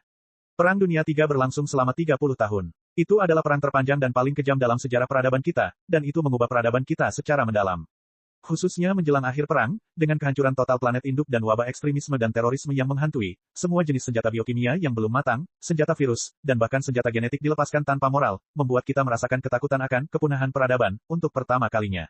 Mungkin, hal yang sama berlaku untuk setiap peradaban. Mereka tidak akan tahu nilai perdamaian dan persatuan sampai mereka dihadapkan dengan bencana yang mungkin menghancurkan seluruh peradaban. Meskipun sebagian dari mereka yang selamat mengetahui pentingnya perdamaian dan persatuan, dendam selama 30 tahun, batu nisan putih dan hitam yang ditumpuk oleh miliaran tulang, masih menjadi jurang alami dan tembok tinggi yang menghalangi kedua belah pihak. Petik 2. Jika tidak ada kecelakaan, peradaban kita mungkin telah musnah di masa kecil dengan cara yang sangat memalukan dan menyedihkan. Tetapi karena Anda dapat mendengar suara kami, dan bahkan keberadaan Anda sendiri, itu berarti kedatangan keajaiban tertentu. Pada tahun 2068 era baru, keajaiban, meteoroid pertama dalam hujan meteoroid yang akan menghancurkan planet ini dalam 100 tahun, melewati tata surya, merobek atmosfer, dan menabrak rumah kita yang terpencil. Bab 3097 Era Supernatural. Gambaran meteoroid yang menghantam bumi miliaran tahun lalu muncul di otak Liao. Saat itu, setelah 30 tahun perang termonuklir dan bencana senjata biokimia, bumi telah menjadi gurun berkarat. Sejauh mata memandang, bumi tertutup lapisan debu yang tampak seperti salju kelabu. Dinding-dinding gedung pencakar langit yang rusak tampak seperti mayat yang membusuk, dan orang-orang cacat yang tinggal di beton dan besi beton yang bengkok lebih mirip belatung pada mayat yang membusuk daripada makhluk cerdas. Dengan latar belakang seperti itu, ketika meteoroid yang indah dan berkilauan itu menembus atmosfer dan jatuh ke tanah, itu lebih merupakan pemurnian dan kelahiran kembali daripada kehancuran. Ledakan. Di bawah gesekan atmosfer berkecepatan sangat tinggi, meteoroid itu tiba-tiba terbelah, memperlihatkan inti tembus pandangnya, yang kemudian pecah menjadi ribuan keping seperti badai kristal yang memercik ke daratan yang telah terkena radiasi. Kawah yang tak terhitung jumlahnya dengan diameter puluhan kilometer tercipta di kota-kota yang sangat bengkok dan pangkalan militer yang kosong, dan gelombang debu yang ditimbulkannya dapat menyebar hingga ratusan kilometer jauhnya. Pecahan-pecahan meteoroid berdiameter 3 hingga 5 meter. Ledakan setiap pecahan itu seperti ledakan senjata nuklir berdaya ledak rendah, yang telah menimbulkan banyak kerusakan pada planet kita. Untungnya, untuk menghindari radiasi dan kontaminasi virus, sebagian besar yang selamat telah mengungsi ke tempat perlindungan bawah tanah. Satu-satunya yang selamat yang masih hidup di tanah adalah radiator, yang cacat dan bermutasi serta manusia yang dimodifikasi. Dengan kata lain, bumi telah hancur karena kita. Apa masalahnya dengan beberapa meteoroid lagi?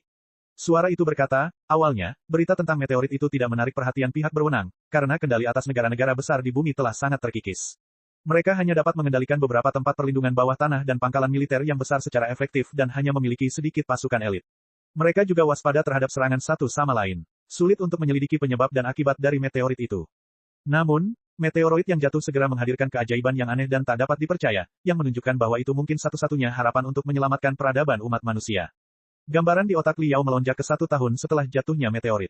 Pada saat ini, debu yang berisi serpihan meteorit telah memenuhi ratusan kilometer persegi di sekitar titik hantaman. Di area tersebut, semua jenis tanaman dan makhluk yang telah dirusak atau bahkan punah telah hidup kembali. Dari rumput hingga pohon, dari semak hingga tanaman merambat, dari tikus dan kelinci hingga hewan seperti serigala, harimau, dan macan tutul, semuanya muncul kembali dan bahkan lebih lincah dan kuat dari sebelumnya.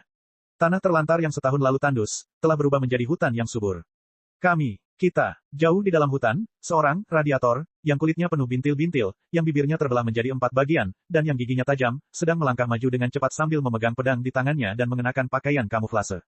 Ia tampaknya menganggap bagian depan sebagai satu-satunya harapannya. Betapapun mengerikannya teriakan hewan-hewan di sekitarnya, ia tidak berhenti dan hanya tersandung ke dalam kawah raksasa dan merangkak ke bagian depan meteoroid.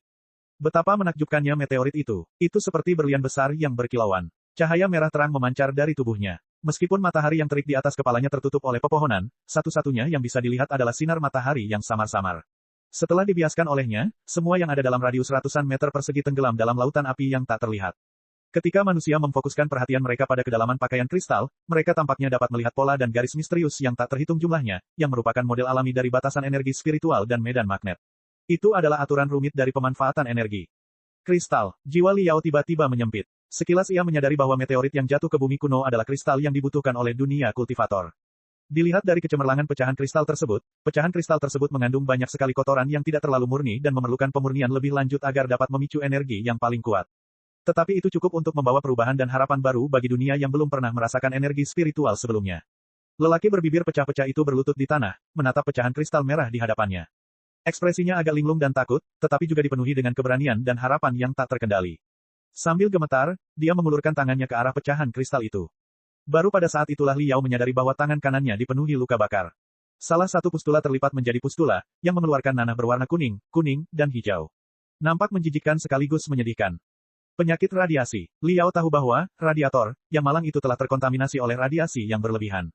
Untaian gen di dalam tubuhnya telah rusak, dan sebagian anggota tubuhnya telah kehilangan metabolismenya. Orang normal harus mengganti semua sel dalam tubuh mereka setiap 7 hari melalui metabolisme. Dengan kata lain, sebagian besar sel dalam tubuh hanya memiliki 7 hari kehidupan. Sedangkan bagi orang-orang yang telah terkontaminasi radiasi, yang untaian gennya telah rusak, atau yang telah mengalami mutasi tingkat tinggi, sel-sel lama mereka mati, tetapi mereka tidak mampu menghasilkan sel-sel baru. Mereka hanya dapat menyaksikan tubuh mereka membusuk sedikit demi sedikit, mengubahnya menjadi mayat hidup, yang tampak menyedihkan.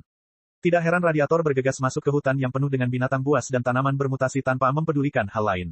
Dia mencari kesempatan terakhirnya untuk bertahan hidup. Sang radiator ragu-ragu cukup lama di depan pecahan kristal, sebelum akhirnya mengambil keputusan. Dia tiba-tiba mengangkat parang di tangan kirinya dan menebas tangan kanannya. Tidak sulit untuk mengatakan bahwa radiator telah berlatih ilmu pedang secepat kilat di gurun yang keras. Tebasan itu hampir memotong semua daging busuk di tangan kanannya, memperlihatkan tulang-tulang putihnya, tetapi tidak ada satupun saraf yang rusak. Ia menjerit kesakitan, tetapi ia menahan rasa sakit yang luar biasa itu dan menggerakkan tangan kanannya yang berdarah ke pecahan kristal itu. Ia bahkan menutupi luka-lukanya dengan tanah yang mengeluarkan warna merah di dekat pecahan kristal itu. Suatu adegan yang tidak dapat dipercaya terjadi. Kamu. Ketika kemerahan mengalir di antara luka-luka, tunas daging baru tumbuh dari luka-luka yang tampaknya tidak ada harapan dan kusut bersama-sama dengan kecepatan yang terlihat, membentuk jenis otot baru yang jauh lebih keras dan lebih kuat daripada serat otot normal. Tidak diketahui berapa lama seluruh proses itu berlangsung. Ledakan energi spiritual dan pemulihan luka-lukanya akhirnya membuat radiator kelelahan, yang jatuh ke tanah dalam keadaan koma. Ketika ia terbangun karena hujan lebat, lengannya seperti baru kembali. Garis-garis merah tumbuh di pergelangan tangannya dari luka-luka sebelumnya, membuatnya tampak seperti tato api yang berkobar. Radiatornya pusing. Sebelum dia menyadari apa yang sedang terjadi, dia sudah merasakan bahayanya. Astaga, astaga, semak-semak di dekatnya bergetar hebat. Seekor buaya yang panjangnya hampir 5 meter tiba-tiba melesat keluar dan menerjang radiator. Saat ini, perut radiator kosong, dan anggota tubuhnya terlalu lemah untuk menghindar atau melarikan diri. Dia hanya bisa menutup matanya dan menunggu untuk dibunuh. Sebelum kematiannya, dia melambaikan tangannya karena naluri. Garis-garis merah di pergelangan tangannya tiba-tiba mengeluarkan cahaya yang menyilaukan dan membentuk bilah cahaya tajam di tepi telapak tangannya, yang memotong leher buaya itu dengan tepat tanpa halangan apapun. Kepala raksasa itu berguling-guling di tanah. Tubuh yang kehilangan kepalanya itu berjuang keras, tetapi luka-lukanya sehalus cermin, dan suhu tinggi telah menyegel pembuluh darahnya. Tidak peduli seberapa keras ia berjuang, tidak ada darah yang menyembur keluar, membuat pemandangan itu tampak seperti mimpi yang tidak masuk akal. Setengah menit kemudian, buaya itu berhenti bergerak. Sambil terengah-engah, sang radiator menatap bangkai buaya dan tangan kanannya yang terbakar. Kebingungan di matanya berangsur-angsur berubah menjadi kebrutalan, dan keheranan di wajahnya berubah menjadi kekejian. Dia tiba-tiba meraih tubuh buaya yang keras itu dan mulai mencabik-cabik dan menelannya. Apakah ini, gambar di mana klan purba di era purba, penduduk bumi, pertama kali bersentuhan dengan energi spiritual? Liao merasa sulit untuk mempercayainya. Dia memahami pemanfaatan energi spiritual dan mempelajari pelatihan dengan begitu mudah. Kalau dipikir-pikir lagi, itu bukan hal yang tidak masuk akal. Pertama-tama, ini hanya pengantar singkat untuk menjelaskan asal-usul peradaban purba. Dalam sejarah nyata, manusia purba telah menguasai seni rahasia energi spiritual dan kultivasi. Tentu saja, itu tidak semudah itu. Kedua, manusia purba pada saat itu baru saja mengalami perang termonuklir yang berkepanjangan dan perang biokimia, virus, dan genetika berikutnya. Sebagian besar tubuh manusia yang selamat mengalami mutasi yang parah, dan untaian gen mereka sangat tidak stabil. Mereka lebih mungkin terpengaruh oleh radiasi dan medan magnet yang tidak normal daripada manusia yang sehat di masa mendatang. Seperti yang diharapkannya, suara itu melanjutkan. Perang termonuklir adalah malapetaka bagi peradaban kita. Serangan meteorit juga merupakan malapetaka bagi peradaban kita. Jika salah satu dari dua malapetaka itu datang sendiri, sangat mungkin peradaban kita akan musnah. Namun, ketika kedua malapetaka itu datang satu demi satu dan saling tumpang tindih, mereka membawa harapan baru bagi peradaban kita dan bahkan membuka jalan menuju lautan bintang. Evolusi kehidupan dan peradaban memang luar biasa. Mungkin, keberuntungan, atau keberuntungan, adalah hal yang paling penting. Perang termonuklir dan senjata biokimia mengubah gen kita selamanya dan mengguncang untaian gen yang tidak dapat dihancurkan yang telah dibekukan selama miliaran tahun. Semua yang selamat, terbuka, dalam berbagai tingkatan. Bencana meteoroid, yang mengandung kristal, membawa energi spiritual pertama dan energi spiritual pertama ke dunia tanpa roh, dan mengantar peradaban kita ke era baru yang dikenal sebagai era supernatural. Pada tahun-tahun awal era supernova, para radiator dan orang-orang yang dimodifikasi yang tinggal di tanah bersentuhan dengan pecahan meteorit di mana-mana, 99% dari mereka tidak dapat menahan energi spiritual atau mempercepat mutasi genetik mereka, mengubah mereka menjadi monster yang tidak akan pernah muncul dalam mimpi buruk mereka. Namun, 1% pemenang yang beruntung mengoreksi kesalahan untaian gen melalui infiltrasi energi spiritual. Mereka tidak hanya menjadi lebih sehat, lebih kuat, dan lebih cepat, mereka bahkan berevolusi menjadi berbagai kemampuan luar biasa. Bab 3098 berbaris menuju bintang. Bersamaan dengan deskripsi suara itu, siluet hitam sekali lagi muncul di lautan kesadaran Liao. Orang bisa samar-samar melihat bentuk-bentuk aneh orang. Beberapa dari mereka diselimuti api yang berkilauan. Beberapa dari mereka memiliki anggota tubuh yang tajam di lengan dan punggung mereka. Beberapa dari mereka memiliki sayap yang berkilauan. Beberapa dari mereka memiliki tentakel yang bisa panjang dan pendek pada saat yang sama, seolah-olah mereka telah digabungkan dengan gurita. Beberapa dari mereka tampak biasa saja, tetapi mereka dapat melepaskan gelombang spiritual tajam yang berkumpul menjadi bilah tajam. Para kultivator berkekuatan super itu mengamuk di padang pasir yang berkarat dengan kekuatan super mereka. Mereka saling membunuh, menaklukkan kota-kota yang hancur, menjelajahi pangkalan militer yang penuh dengan rumput liar dan semak belukar, memelihara binatang buas yang sangat bermutasi, dan bahkan mencoba menyempurnakan peralatan sihir pertama dengan teknologi yang buruk, yaitu melelehkan bubuk kristal menjadi api dan logam untuk membangun Storm Bolter yang paling primitif. Begitu saja, organisasi mutan secara bertahap berkembang dan hampir menduduki seluruh gurun. Saat itu, klan radiasi, dan orang-orang yang dimodifikasi, yang tinggal di darat, terutama di daerah radiasi tinggi, adalah sekelompok orang yang membenci penguasa dan dunia bawah tanah.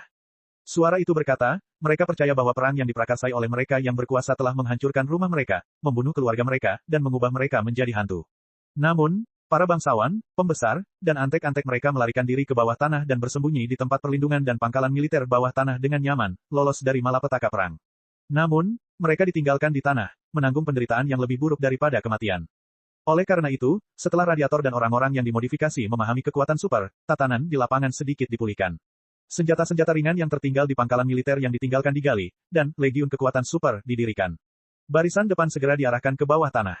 Mereka akan menggali semua tempat perlindungan dan membunuh semua orang kaya dan berkuasa, serta keluarga dan teman-teman mereka, untuk melampiaskan amarah mereka atas perang termonuklir. Sementara itu, mutasi di tanah, lonjakan gas spiritual, dan perluasan radiator dan orang-orang yang dimodifikasi secara alami ditemukan oleh pemerintah yang masih berfungsi di bawah tanah. Kekuatan negara adikuasa yang tersisa tidak dapat membiarkan kekuatan yang berharga dan berbahaya seperti energi spiritual jatuh ke tangan sekelompok hewan dan orang gila. Perang baru yang lebih kecil tetapi lebih intens pun pecah. Perang ini dapat dianggap sebagai kelanjutan dari Perang Dunia Ketiga, atau dapat dianggap sebagai perang yang berdiri sendiri. Dalam sejarah, perang ini dikenal sebagai Perang Manusia Super. Dua pihak dalam pertempuran, radiator dan orang-orang yang dimodifikasi di darat, melawan para pemimpin dan prajurit elit di tempat perlindungan. Satu pihak memiliki naluri brutal yang terasah di gurun dan kekuatan super yang dibawa oleh kristal, sementara pihak lainnya sangat terorganisasi dan disiplin. Iron Legion dipersenjatai dengan senjata industri dan mesin pembunuh pamungkas. Cakar dan gigi terhadap menara, sayap terhadap rudal, lolongan binatang buas terhadap deru tank, dan gerombolan dengan energi spiritual terhadap mesin pemotong baja yang bergerak dengan tertib. Hasilnya jelas, radiator dan orang-orang yang dimodifikasi benar-benar dikalahkan. Orang-orang bawah tanah mengamankan kemenangan penuh dan meraih semua pecahan meteorit. Sejak saat itu, studi energi spiritual dimasukkan ke dalam rel industrialisasi, sains, dan aplikasi skala besar. Peradaban secara resmi memasuki era baru. Selain itu, pertempuran super membawa manfaat yang tak terduga, yang meletakkan dasar yang kokoh bagi keselamatan dan kemajuan peradaban kita. Sebelum perang supranatural meletus, masih ada dendam dan kebencian yang mendalam di antara negara-negara adikuasa di bawah tanah. Sebagian besar dari mereka masih berpegang teguh pada konsep bangsa dari beberapa dekade lalu dan menganggap negara lain sebagai musuh terbesar mereka. Namun, kemunculan orang-orang berkekuatan super dan pecahnya, perang supernatural, mengubah konflik utama antara kedua negara menjadi konflik antara pemerintah bawah tanah dan pasukan di darat. Ketika gelombang pertama radiasi dan orang-orang yang dimodifikasi dengan kekuatan super dari darat berbaris ke tempat perlindungan bawah tanah dan melancarkan serangan mereka, banyak pemerintah bawah tanah yang tidak siap rusak parah dan hampir pecah. Mereka kehilangan legitimasi dan kendali pemerintah selamanya. Dapat dikatakan dengan pasti bahwa, meskipun pertikaian antara kaum radiator dan kaum yang dimodifikasi gagal, sistem nasional lama telah benar-benar dirusak. Untuk melawan kaum berkekuatan super yang tidak terduga dan berbahaya, para pemimpin yang saling membenci dan penuh keraguan harus bersatu.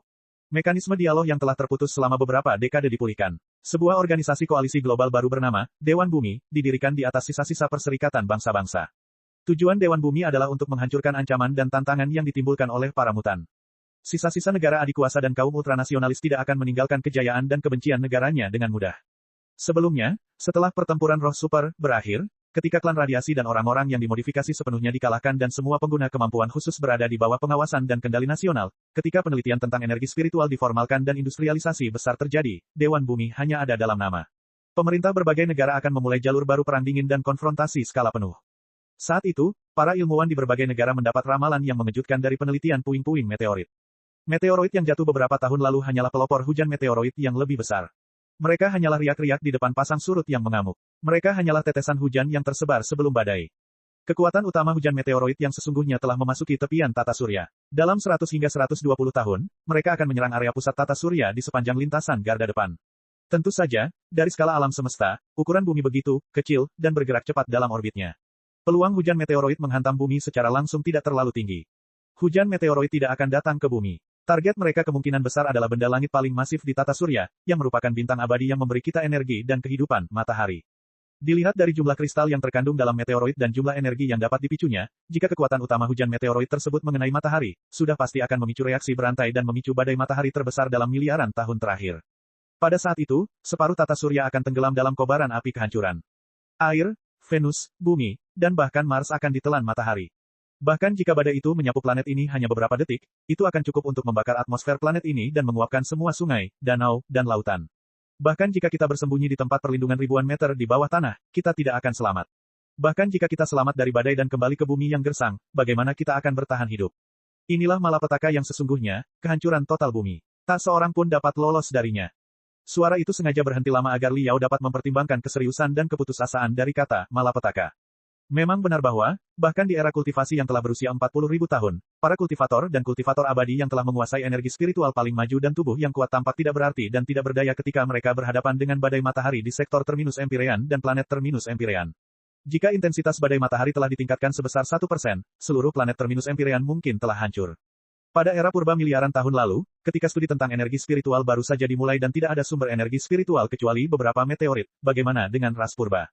Para pakar dan ulama dari berbagai negara telah sampai pada kesimpulan yang sama, secara independen dari berbagai sudut pandang, dan membuktikan keaslian kiamat.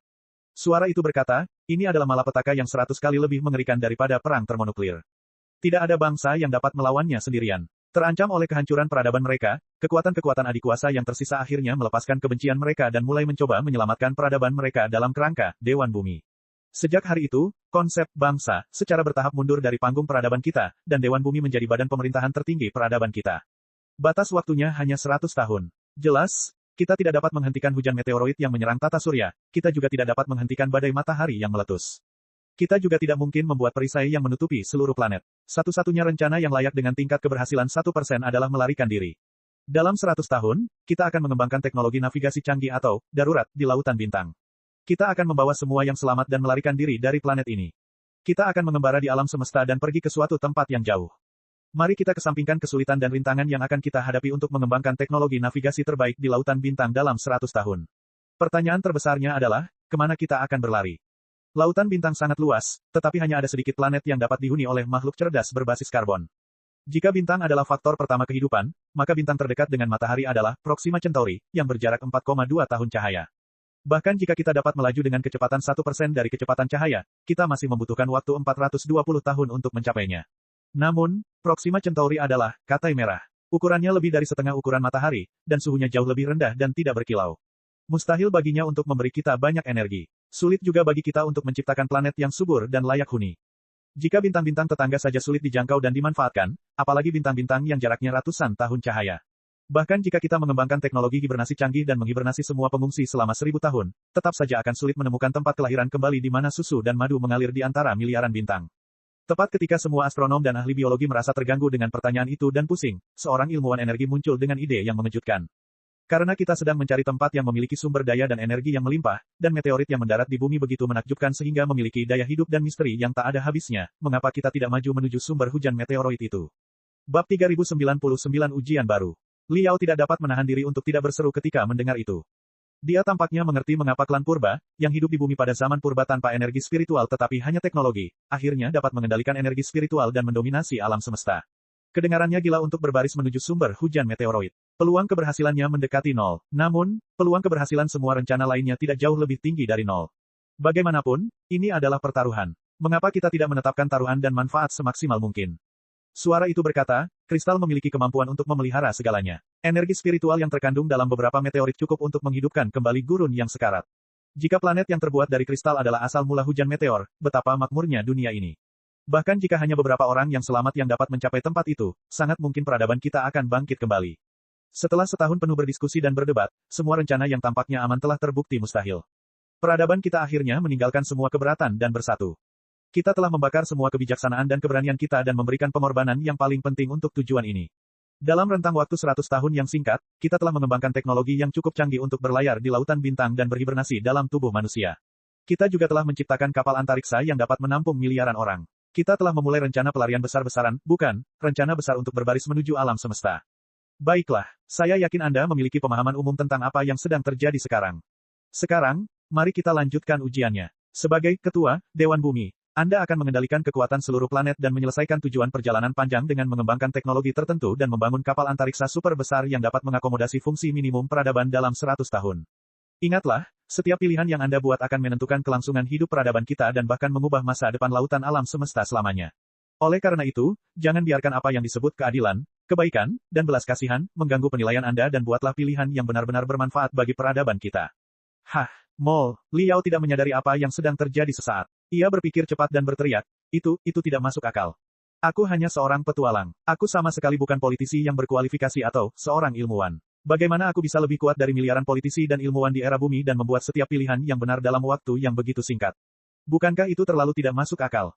Ini hanya uji coba. Semua opsi sangat abstrak dan sederhana. Tentu saja, Anda tidak diharuskan mengetahui semua detail setiap teknologi. Suara itu berkata, kami hanya ingin memastikan bahwa spesies baru Anda, dengan wawasan teknologi yang tajam dan persepsi masa depan, tidak akan menyia-nyiakan warisan kita. Selain itu, Anda memiliki 3 kesempatan untuk membuat kesalahan. Selama Anda mendengarkan saran kami dengan patuh, ujian akan terus berlanjut. Dengan baik, Liao masih menganggapnya tidak masuk akal. Apakah semua petualang dari ratusan peradaban di masa lalu menjalani ujian seperti itu? Tidak heran mereka gagal dalam ujian. Itu hanya permainan, jika tidak didasarkan pada intuisi dan keberuntungan.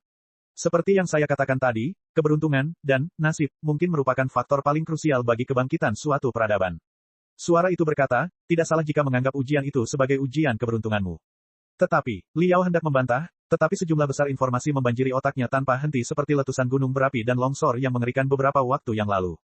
Bagian-bagian, yang baru itu mirip dengan puncak kehidupan cerdas berbasis karbon melalui manipulasi jamur purba dan spora di awal. Satu-satunya perbedaan adalah bahwa, teknologi, dan kebijakan, yang tak terhitung jumlahnya menggantikan arah mutasi yang asli.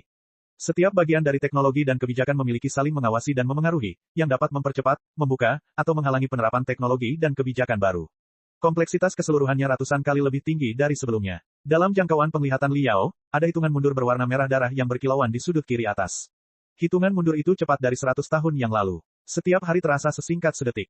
Di pojok kanan atas terdapat lembar kemajuan, yang menunjukkan bahwa ia telah membuat kemajuan sebesar 1%. Ia masih kekurangan ratusan teknologi utama untuk mengirim manusia keluar dari tata surya dan berlayar di lautan bintang selama puluhan ribu tahun. Berbagai teknologi, termasuk parameter bumi versi beta, seperti jumlah penduduk, status energi, indeks polusi, pergerakan terkini kekuatan-kekuatan besar, reaksi warga terhadap kiamat, dan sebagainya, disajikan dalam data yang paling kacau dan dahsyat. Saat pilihan yang tak ada habisnya mengalir seperti air terjun, Liao bahkan tidak punya waktu untuk mengumpat. Metode penambangan rekahan hidrolik, rangka luar yang diperkuat, pelindung komposit tingkat nano, pendorong ion, sistem sirkulasi ekologi luar angkasa. Liao harus mengatur pendanaan, personel, fasilitas, dan sumber daya lainnya untuk pengembangan teknologi tersebut. Ia bahkan harus memveto teknologi yang tidak diperlukan untuk menentukan waktu penyelesaian teknologi tersebut. Penambangan inti bumi, robot disiplin diri, komputer logika super. Sementara itu, ia harus membuat terobosan dalam serangkaian teknologi canggih. Torpedo lapis baja, rudal fusi nuklir, senjata pulsa. Pengembangan senjata canggih seperti itu tampaknya tidak perlu, tetapi siapa yang tahu apakah ia akan bertemu dengan spesies alien kuno selama jutaan tahun mengembara di lautan bintang. Mustahil baginya untuk meninggalkan kemajuan teknologi di bidang pengembangan senjata. Meskipun Liao adalah master artificer yang luar biasa di era 40.000 tahun kultivasi, itu tidak berarti bahwa ia dapat memahami arah kemajuan teknologi yang benar di dunia tanpa energi spiritual. Beberapa pecahan meteorit membawa terlalu sedikit kristal. Ketika diterapkan pada pelarian seluruh peradaban, mereka hanya seperti setetes air dalam ember. Sebagian besar kapal luar angkasa dan fasilitas hibernasi armada pelarian harus diselesaikan dengan teknologi konvensional. Liao sama sekali bukan ahli dalam hal-hal seperti itu. Seperti yang dikatakan suara itu, sebagian besar waktu, ia hanya bisa mengandalkan intuisi dan keberuntungan untuk mengamuk. Di sisi lain, itu berbeda dari prosedur evolusi spora tadi. Meskipun ia adalah pemimpin peradaban saat ini, itu tidak berarti bahwa semua orang akan mematuhi perintahnya. Saat pengujian berlangsung, Li Yao mempelajari lebih banyak lagi parameter tersembunyi bumi saat itu, yang memberinya pemahaman lebih dalam tentang struktur planet yang rumit dan tidak dapat diprediksi sebelum kiamat. Meskipun Earth Council menjadi badan pengatur nominal seluruh peradaban, sisa-sisa negara dan masyarakat lama tidak serta-merta menghilang. Mereka bersembunyi dan masih aktif sebagai fundamentalis dan ekstremis. Mereka yang bukan spesies kita pasti punya niat yang berbeda. Hanya kita, orang-orang ini, yang merupakan perwakilan seluruh peradaban. Hanya kita yang memenuhi syarat untuk bertahan hidup di alam semesta. Argumen semacam itu ada di mana-mana di bumi saat itu. Terlebih lagi, teknologi pembuatan pesawat antariksa dan hibernasi manusia baru saja dimulai. Para ambisius dari berbagai negara berdebat tentang proporsi populasi yang dapat menaiki pesawat antariksa pada akhirnya, yang bahkan dapat menyebabkan konflik baru. Selain itu, meskipun pertempuran kekuatan super telah berakhir, klan radiasi dan orang-orang yang dimodifikasi yang dulunya tinggal di tanah tidak sepenuhnya musnah. Orang-orang berotot yang membanggakan banyak, kekuatan super, adalah pekerja dan pejuang terbaik. Mereka akan sangat membantu rencana seluruh peradaban untuk berbaris ke alam semesta. Tetapi pada saat yang sama, mereka juga penuh dengan kebencian dan dendam terhadap orang-orang bawah tanah, atau lebih tepatnya, mereka yang berkuasa, dan menganggap Dewan Bumi sebagai musuh terbesar mereka. Mereka tidak ragu untuk binasa bersama dengan orang-orang bawah tanah dan menyabotase rencana produksi kapal luar angkasa Dewan Bumi. Kalian bajingan telah mengacaukan planet ini dan berencana untuk melarikan diri sekarang, tetapi kalian meninggalkan kami di sini untuk mati. Ayo mati bersama. Itulah seruan banyak penganut radiasi dan orang-orang yang dimodifikasi pada waktu itu. Bagaimana menghadapi kaum ultranasionalis, kaum radiasi, dan orang-orang yang dimodifikasi yang bersembunyi dalam kegelapan, merupakan masalah yang memusingkan bagi otoritas tertinggi Dewan Bumi, terutama yang terakhir. 100 ahli super dapat dengan mudah dihancurkan oleh 100 tank berat dalam pertempuran langsung, tetapi ketika 100 dari mereka menyelinap ke berbagai tempat perlindungan dan pangkalan militer dengan menyamar, kerusakan yang dapat mereka timbulkan terlalu besar untuk dihentikan bahkan oleh 10.000 tank. Meskipun perang spiritual telah usai, para penyintas perang yang beruntung telah menemukan cara yang tepat untuk memanfaatkan kemampuan mereka. Mereka merusak rencana pelarian yang berbahaya itu bagaikan virus yang mematikan. Secara politis, Li Yao selalu menganjurkan sistem demokrasi dan republik yang terbuka dan transparan. Ia percaya bahwa kekuasaan sama sekali tidak dapat terpusat pada satu orang. Kekuasaan harus diawasi oleh seluruh bangsa. Dia telah menggagalkan rencana para perencana ambisius yang mengklaim bahwa mereka menyelamatkan peradaban berkali-kali. Namun, ketika dihadapkan dengan krisis apokaliptik pasca era Wastelen, keyakinannya pun sirna tanpa sepengetahuannya. Ia harus mengakui bahwa demokrasi tidak dapat menyelamatkan planet yang penuh lubang dan cacat. Hanya manusia berkemauan keras yang dapat membawa kehidupan baru bagi seluruh peradaban. Mungkin Bos Bai, Li Jialing, Long Yangjun, dan bahkan Ding Lingdang lebih cocok untuk ujian seperti itu daripada aku. Li Yao menertawakan dirinya sendiri. Ada orang lain yang mungkin lebih cocok untuk menjalani ujian semacam itu daripada orang lain, Jin Tuyi, yang sudah meninggal. Jika Jin Tuyi adalah pemimpin bumi saat itu, bagaimana dia akan menangani situasi kacau seperti itu? Li Yao mengingat semua hal tentang Jin Tuyi di dalam kepalanya. Ia mengambil setiap informasi tentang Jin Tuyi dari kedalaman otaknya dan menyatukannya dengan kemampuan komputasinya yang luar biasa. Dia mensimulasikan cara berpikir logisnya ke dalam Jin Tuyi dan menyelesaikan masalah yang dihadapi dengan cara Jin Tuyi. Bab 3100 Wanita dan Anak-anak Pertama. Jika itu Jin Tuyi. Gelombang emas gelap secara bertahap menyebar keluar dari jiwa Li Yao, yang tampak seperti energi iblis yang tajam dan tersembunyi. Awalnya, ia memilih untuk tunduk dan menjilat para pembesar dan bangsawan di masa lalu agar mereka percaya bahwa ia adalah juru bicara dan antek mereka yang paling setia. Selain itu, dalam rencana pelarian 100 tahun lagi, ia pasti akan memperjuangkan posisi terbanyak bagi keluarga dan pasukan mereka, yang akan didukung oleh para pembesar dan orang kaya. Kemudian, ia menyusup ke dunia akademis dan mengambil alih beberapa lembaga penelitian terkemuka. Di satu sisi, propaganda tersebut sangat mengurangi kesulitan membangun pesawat antariksa dan mengembangkan teknologi hibernasi. Di sisi lain, ia bahkan menemukan beberapa planet layak huni yang jaraknya puluhan tahun cahaya tanpa bukti apapun. Semuanya adalah dunia dengan sumber daya yang melimpah, kristal yang melimpah, dan gas spiritual. Dengan cara seperti itu, ia mendapat dukungan semua orang dan memaksakan banyak proyek yang ditakdirkan menghabiskan sumber daya yang sangat besar dan hampir menjadi lubang hitam. Dia bahkan mengatur orang-orang untuk menyihir publik dan menyebarkan pesan bahwa, puluhan tahun cahaya jauhnya, itu akan menjadi tanah harapan, tanah kelahiran kembali, tanah kemuliaan abadi, bagi semua orang. Selama mereka bisa tidur dengan nyaman selama beberapa ratus tahun, mereka akan dapat memulai kehidupan baru yang bahagia di planet yang ratusan kali lebih baik dari bumi, asalkan semua warga dapat mengertakkan gigi dan memeras setiap sen di saku mereka serta setiap tetes darah di tubuh mereka demi rencana mereka untuk melangkah ke alam semesta. Di sisi lain, dia juga telah mengangkat pasukan pribadi yang terbuat dari tentara tua, radiasi, dan orang-orang yang dimodifikasi dalam kegelapan. Dia memamerkan taringnya yang tajam pada banyak lawannya. Prajurit pribadinya berpura-pura menjadi sisa-sisa manusia super yang telah dikalahkan dalam pertempuran kekuatan super. Mereka membunuh banyak orang yang menentangnya di Dewan Bumi. Kemudian, mereka berpura-pura menjadi nasionalis paling ekstrim dan humanis murni, dan menyerang sarang manusia super dengan sembrono, membangkitkan api kebencian di antara kedua belah pihak. Dengan cara seperti itu, manusia super, nasionalis ekstrim, dan semua lawan menderita kerugian besar dan semakin memusatkan kekuatan di tangan mereka. Dia juga secara diam-diam mendirikan banyak pusat penelitian senjata canggih dan mewariskan teknologi militer tercanggih kepada prajurit pribadinya untuk meningkatkan kemampuan tempurnya sendiri dan secara bertahap merusak tentara reguler. Menghadapi kiamat, pemimpin bumi bagaikan bandit di tengah gunung pedang dan lautan api, kejam dan berdarah. Dan Li Yao tahu bahwa, seiring kemajuan sejarah, semakin banyak pula detail yang tidak dapat diterima dan tidak manusiawi. Untungnya, hal itu telah terjadi miliaran tahun yang lalu. Untungnya, itu hanya ujian atau permainan. Untungnya, ia tidak harus berhadapan dengan detail dan korban yang nyata. Jika tidak, keyakinannya mungkin telah runtuh saat ini. Kekejaman dan kemandiriannya akhirnya membuahkan hasil. Didorong oleh krisis apokaliptik, kebijaksanaan dan keberanian umat manusia meningkat 100 kali lipat. Bersama dengan penemuan energi spiritual dan munculnya para kultivator berkekuatan super, tangki-tangki peradaban yang telah mandek selama beberapa dekade akhirnya mulai berfungsi kembali. Era keemasan berubah menjadi era platinum. Ledakan teknologi terus berlanjut tanpa henti. Bidang-bidang astronomi, aeronautika, energi, ilmu material, ilmu manusia, dan sebagainya mengalami terobosan-terobosan cepat. Hampir setiap 3 hingga 5 tahun, penelitian yang inovatif diterapkan di bidang aplikasi. Kota-kota berkilauan dari perak, tabung-tabung vakum, perangkat anti-gravitasi, cakram-cakram mengambang tanpa awak, sistem penginderaan jarak jauh, dan teknologi-teknologi lain yang mewakili masa depan dan harapan memasuki setiap rumah tangga. Seperti komputer-komputer mini beberapa dekade yang lalu, mereka ada di mana-mana dan tidak ada yang aneh.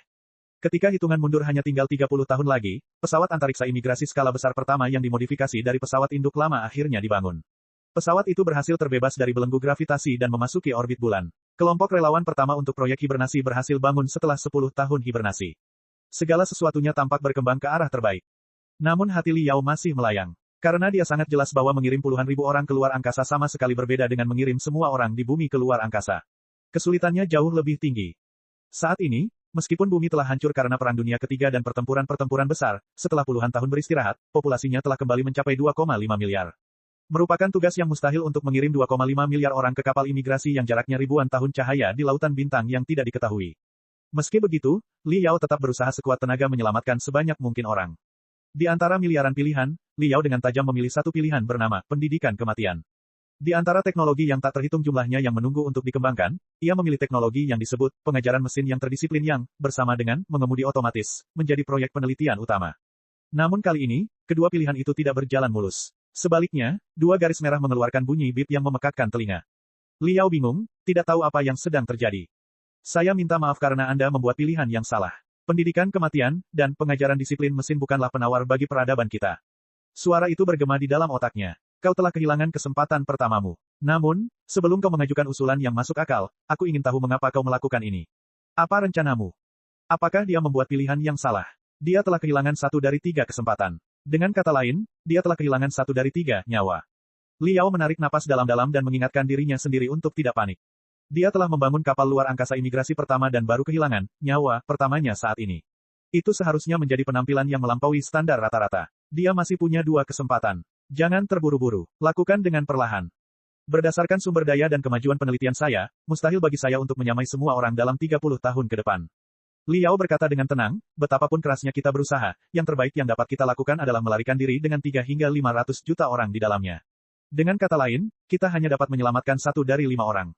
Ya, suara itu berkata, penilaianmu benar dan bahkan terlalu optimis. Hanya 1 dari 5 yang bisa diselamatkan. Itu memang masalah terbesar bagi peradaban kita. Hati manusia bahkan lebih mengerikan daripada momok meteorit dan lubang hitam. Bagaimana kamu akan menyelesaikan masalah itu? Aku tidak bisa. Aku hanya manusia kecil dan bukan dewa yang maha kuasa.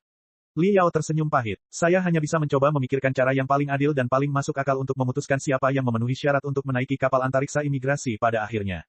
Menurut pendapatku, yang tua, yang lemah, wanita, dan anak-anak, adalah prioritas. Itu adalah hukum alam. Mengingat keunikan menyelamatkan sebuah peradaban, yang tua dan yang lemah, yang tidak punya banyak waktu lagi, tidak bisa menjadi prioritas. Oleh karena itu, wanita dan anak-anak adalah yang paling memenuhi syarat untuk menaiki kapal antariksa imigrasi. Dengan rasio 5:1, kita mungkin bisa menyelamatkan semua wanita dan anak-anak. Cukup adil. Suara itu berkata, para wanita dan anak-anak adalah harapan sebuah peradaban. Para pria hanyalah barang konsumsi dan alat reproduksi. Satu pria cukup untuk menghamili 100 wanita dan melahirkan seluruh suku. Sebaliknya, 100 pria dan satu wanita hanya dapat melahirkan beberapa keturunan tidak peduli seberapa keras mereka berusaha. Itu tidak cukup untuk mempertahankan berfungsinya sebuah peradaban. Oleh karena itu, kapal antariksa imigrasi tidak perlu membawa terlalu banyak orang. Secara teori, memang perlu. Pertanyaannya adalah, bagaimana Anda melakukannya? Oleh karena itu, saya memilih strategi pendidikan kematian. Liao menjelaskan, ini bukan sekadar teknologi. Sebaliknya, ini lebih seperti filsafat. Ini mengajarkan semua orang cara menghadapi kematian, cara berpikir tentang hubungan antara individu dan peradaban, dan cara memandang kehidupan mereka yang singkat dan perjalanan panjang sebuah peradaban. Pada akhirnya, saya berharap orang-orang dapat memandang kehidupan mereka sendiri dengan lebih tenang dan damai, dan saya berharap mereka dapat lebih bersedia mengorbankan diri mereka sendiri dan menggantungkan semua harapan mereka pada generasi berikutnya. Pada akhirnya, saat armada migrasi berangkat, semua anak-anak, wanita hamil, dan wanita muda akan diizinkan naik ke pesawat antariksa sesuai dengan usia mereka dalam sensus. Jika ada kabin kosong, mereka akan berbaris sesuai dengan usia mereka. Begitu ya. Suara itu berkata dengan tenang, maksudnya, dalam kondisi ideal Anda, penumpang utama armada imigrasi adalah wanita dan anak-anak. Lalu, bagaimana mereka akan mengendalikan pesawat antariksa dan menjajahnya saat mereka mencapai tujuan? Berlayar di luar angkasa tidak serumit yang terlihat kebanyakan orang. Liao menjawab, 99,99% zona luar angkasa di alam semesta adalah ruang hampa yang tidak memiliki apapun. Jauh lebih damai daripada berlayar di lautan. Dalam skenario terburuk, tidak masalah siapa yang mengendalikannya. Karena 99% penumpang sedang berhibernasi, apakah mereka anak-anak atau orang dewasa? Selain itu, dalam situasi di mana semua jenis senjata canggih populer dan energi spiritual serta kristal dapat mengubah tubuh manusia secara signifikan, saya tidak berpikir bahwa wanita tentu lebih lemah daripada pria dan tidak dapat memainkan peran sebagai tentara dan ilmuwan. Misalnya, saya mengenal seorang wanita yang ketangguhannya. Anda tidak akan mengerti bahkan jika saya memberi tahu Anda. Selain itu, saya telah memutuskan untuk mencurahkan banyak sumber daya untuk pengembangan robot pendidikan otomatis, atau sistem pendidikan yang sepenuhnya otomatis. Ketika anak-anak bangun dari hibernasi panjang mereka akan dapat belajar cara mengemudikan pesawat antariksa dan menyelamatkan peradaban dengan bantuan superkomputer dan robot yang sepenuhnya otomatis. Semakin kuat seorang pemuda, semakin kuat pula peradabannya. Meskipun aku tahu bahwa masih banyak celah dalam rencana itu dan bahkan banyak angan-angan, aku sungguh berharap bahwa para pemuda itu dapat memulai era baru peradaban purba, peradaban bumi. Aku bertanya-tanya, di mana kesalahanku? Cek. Rakan-rakan kultivator sekalian, sebelum retret, sila terus berkultivasi untuk jurus subscribe, like, share dan komentar agar sekte novel Sadim terus berkembang pesat.